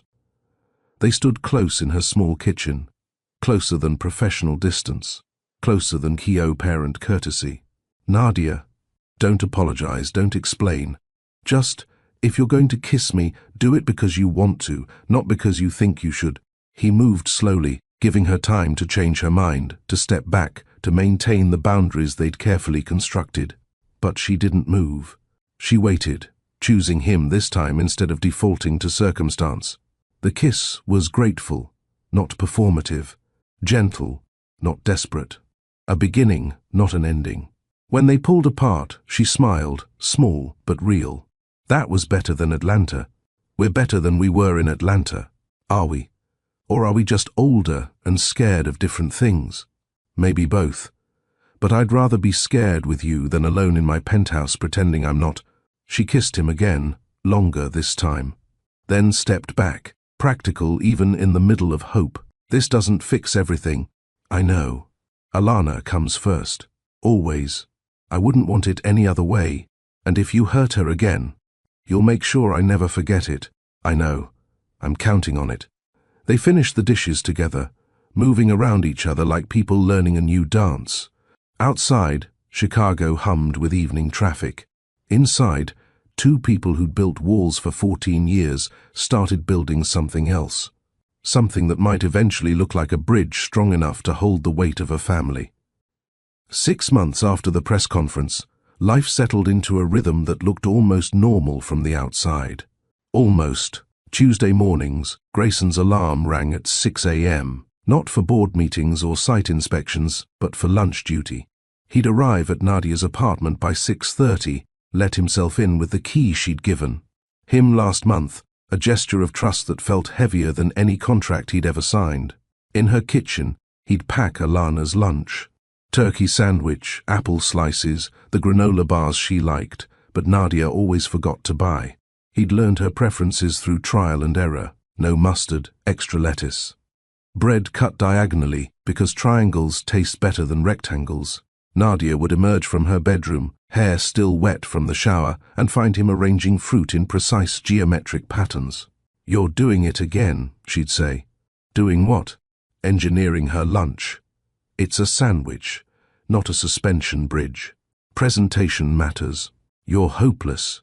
But she'd smile, kiss his cheek, steal a grape from his geometric arrangement. Small intimacies that had taken months to build, each one a brick in the structure they were creating. Alana would come out last, always rushing, always forgetting something. She'd accepted Grayson's presence in stages, first tolerating, then acknowledging, now occasionally seeking out. She didn't call him Dad. I wasn't ready for that. But she'd stopped flinching when he entered the room. Morning, she'd mumble, grabbing the lunch bag. Morning. You have your robotics presentation today, right? Yeah. 4th period. Good luck. You're going to do great. She'd pause at the door, not quite looking at him. Thanks, for lunch, and whatever. Whatever meant more than the word suggested. It meant progress. Tuesday afternoons were pick-up duty. Grayson would leave work at 3, actually leave, not just say he was leaving while staying for one more call. His executive team had adjusted. The world didn't end when he prioritized differently. He'd wait outside Westfield Middle School with the other parents, no longer the spectacle he'd been in the early weeks. The stares had faded. Alana's classmates had moved on to newer gossip. They were just another family now, complicated but functioning. Alana would emerge with Mina, both carrying project boards or robot parts or whatever STEM chaos they'd created that day. She'd spot his car and her face would do something complicated, not quite a smile, but not the blank mask from early months either. "Mina's coming over to work on the tensile strength project," she'd announce, not ask. "Okay, pizza for dinner? Can we get the one with the olives Mom hates?" "Absolutely." In the rearview mirror, he'd catch her almost smile. These tiny victories felt larger than any engineering award. 3 months ago, there was a meteor shower. Nadia had mentioned wanting to watch the Perseids, but her apartment building's roof access was locked. Grayson had called the landlord, negotiated access, set up blankets and thermoses of hot chocolate. They'd lain on the roof, Nadia, Alana, Grayson, watching stars streak across Chicago's light-polluted sky. Alana had brought her telescope, explaining orbital mechanics and entry velocities with the easy brilliance that still amazed him. "That one," she'd pointed. "Did you see it?" "Missed it," Grayson admitted. "You have to watch the whole sky, not just one part. Meteors don't follow patterns. Good advice for more than just stargazing." She'd looked at him then. Really looked. "Are you always going to turn everything into a life lesson?" "Probably." "Occupational hazard. Mom does that too, with science." "You're both weird." "We know," Nadia had said. "We're counting on you to balance us out." Too late. "I'm already weird." "It's genetic." The word, genetic, had hung in the cold air. The first time she'd acknowledged their biological connection without anger. A meteor had streaked overhead, perfectly timed, like the universe was underlining the moment. Last week, the printer incident. Alana's printer, the one she'd saved for over a year to buy, had stopped working mid-project.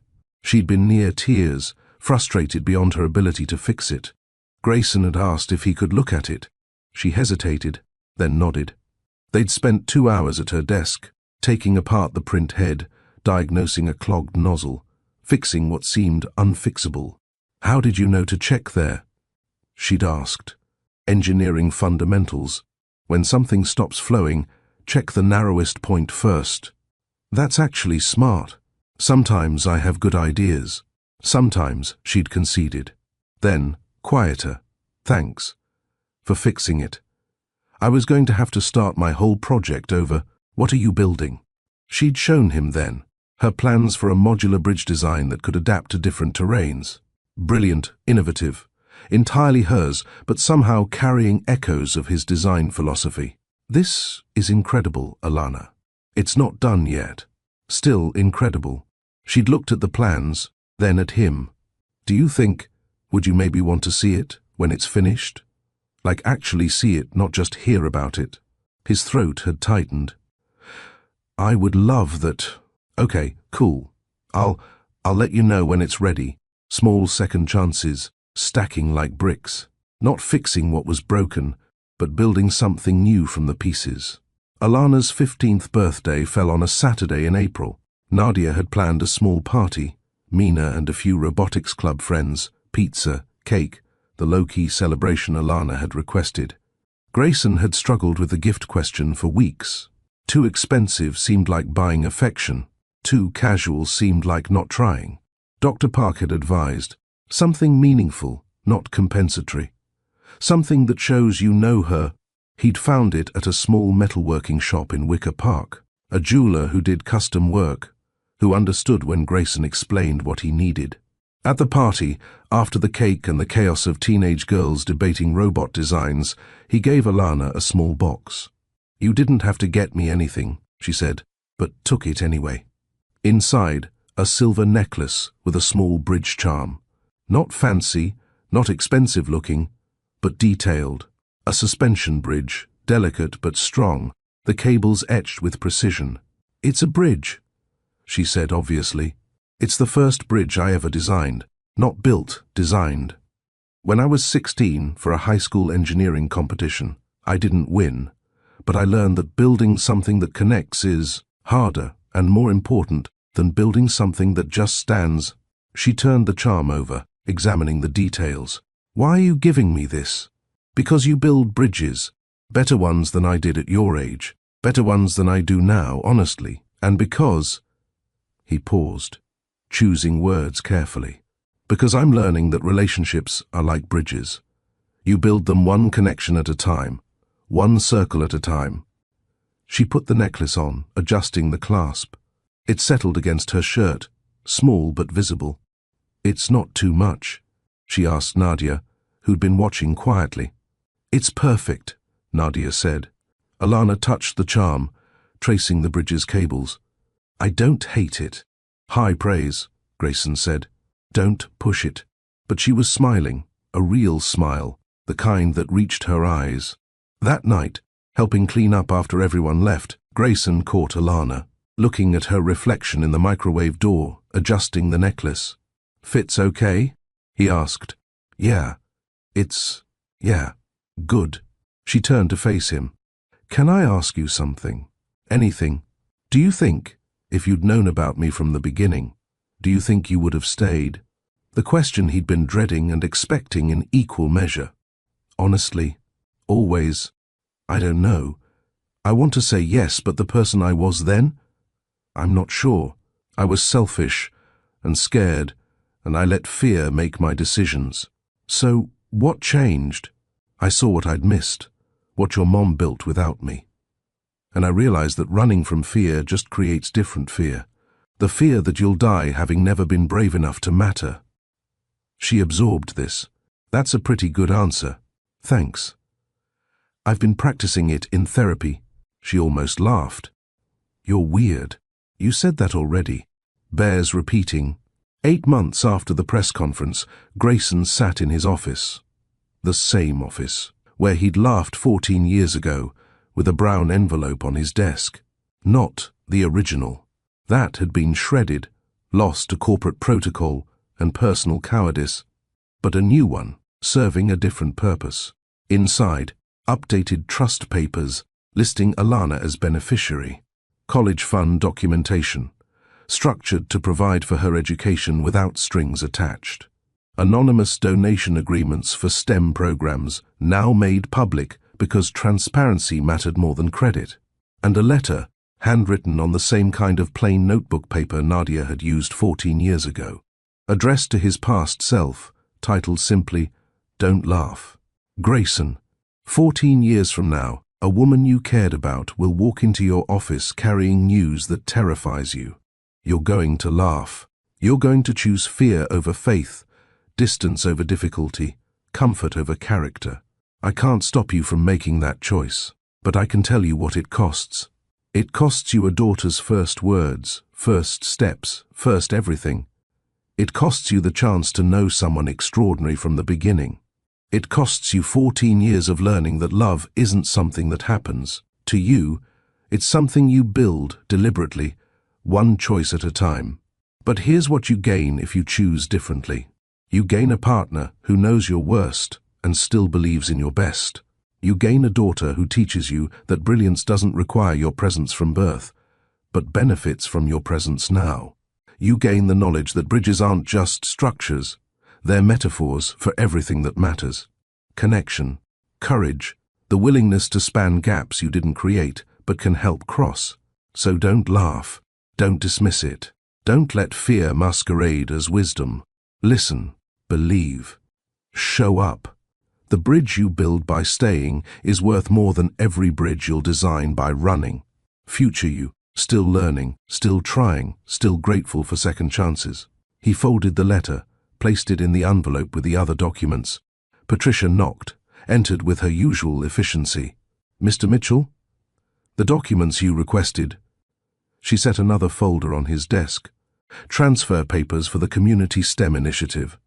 6 centers are now operating, with plans for 4 more next year." "Thank you, Patricia." She hesitated. "Sir, if I may, the change in company culture these past months, the family policies, the transparency initiatives, the focus on people over process, it's made a difference. Morale is higher, retention is up, people feel valued. Good, that's the point. I just wanted you to know, what you're building here, it matters." After she left, he stood at the window. Chicago stretched below, all steel and glass and connection. His bridges dotted the skyline, monuments to engineering that would outlast him. But the bridge that mattered most wouldn't appear on any skyline. It was smaller, more personal, built from apologies and small gestures, and the daily choice to show up. 6 weeks later, Grayson's office again. But this time, not alone. Alana had asked to see where he worked. Not demanded, not obliged by therapy homework, asked. So Nadia and Alana stood at the same window where he'd watched Nadia leave 14 years ago. "That's the Baker Street Bridge," Alana said, pointing. "Your design. The one I studied in class before I knew you." "Our design," he corrected. "I had a team. Engineering is always collaborative." "Is that true, or are you just being modest?" 70% true, 30% modest. She smiled. Honest. "I appreciate that." Nadia stood slightly apart, watching them interact. The dynamic had shifted over months, less stilted, more natural. They weren't where they needed to be yet, but they were building toward it. "Everything goes farther than you think," Alana whispered, her breath fogging the window glass. "What was that?" Grayson asked. "Something my physics teacher says. Every action has cascading effects. Like, you build one bridge, and it changes traffic patterns, and that changes where people shop, and that changes neighborhoods. Everything goes farther than you think. Your physics teacher is smart. She's okay. Not as good as Mom for science, but okay." Nadia laughed. "I'll take that bias." Alana turned from the window. "Can I ask you both something?" "Always," they said together, then smiled at the synchronization. Are you two actually together, like dating? Or is this just co-parenting?" The question they'd been avoiding addressing directly with her, Nadia looked at Grayson. He looked back, waiting for her lead. "We're figuring it out," Nadia said, taking it slow, making sure we're doing this for the right reasons. "What are the right reasons?" "That we actually want to be together, not just that it's convenient for you." "And do you want to be together?" Grayson answered. "Yes, but slowly. Building a foundation that lasts instead of rushing into something that collapses." "Very engineering of you," Alana said dryly. "But okay. I guess that makes sense." She paused. "For the record, I don't hate the idea of you two being together. It's weird, but not bad weird." "High praise," Nadia said, echoing Grayson's earlier words. "I'm a tough critic." 3 silhouettes at the window. Father, mother, daughter. Not a perfect family, not a traditional structure, but real. Built from failure and forgiveness, from small choices compounding into something that might eventually look like grace. The city lights reflected in the glass, making it hard to tell where they ended and Chicago began. Everything connected. Everything affects everything else. Everything is going farther than you think. If this story moved you, please like, share, and drop the lesson you took in the comments. And subscribe to Mr. Steele Rich Stories. Help us reach 1,000 so we can keep building stories that build people. In 5 words or less. What's the lesson? The office lights dimmed behind them. Outside, the Baker Street Bridge glowed with evening traffic, each car crossing. A structure Grayson had designed before he understood what bridges really meant. Alana leaned against the window, her bridge charm catching the last light. "Do you think people can really change? Like, fundamentally?" Grayson considered the question. "I think people can choose to be better than their worst moments. Not perfect, just better, consistently better, until better becomes who they are. That's hopeful. Is hope a bad thing? No, just unexpected. From you, I mean. You seem like someone who'd trust math over hope. I used to be. But hope is just another kind of engineering. Building something that doesn't exist yet but could, if you're willing to do the work." Nadia joined them at the window, completing the triangle. "We should get going. School night." 5 more minutes? Alana asked. They gave her 5 more minutes. 5 more minutes of looking at bridges and city lights and the distance between who they'd been and who they were becoming. The laugh that had cost Grayson his daughter had also, eventually, taught him what mattered. Not success measured in skylines, but connection measured in small moments. Not grand gestures, but daily choices. Not perfection, but presence. 14 years ago, he'd failed the most important test of his life. Today, he was passing smaller tests. Daily quizzes on showing up, being honest, choosing relationships over reputation. Tomorrow, there will be more tests. More chances to fail or succeed. More bridges to build, one connection at a time. But tonight, 3 silhouettes stood at a window, looking at the city they'd all built differently and together. And it was enough. The girl with his eyes, her mother's strength, and her own brilliant mind touched the bridge charm at her neck and smiled. Not forgiveness yet. Not completely. But the beginning of something that might eventually become it. Outside, Chicago hummed with 1,000,000 connections being made and broken and rebuilt. Inside, a family did the same. One small choice, one Tuesday morning, one meteor shower, one honest answer at a time. Building a bridge strong enough to hold the weight of the past and the possibility of the future. One circle at a time.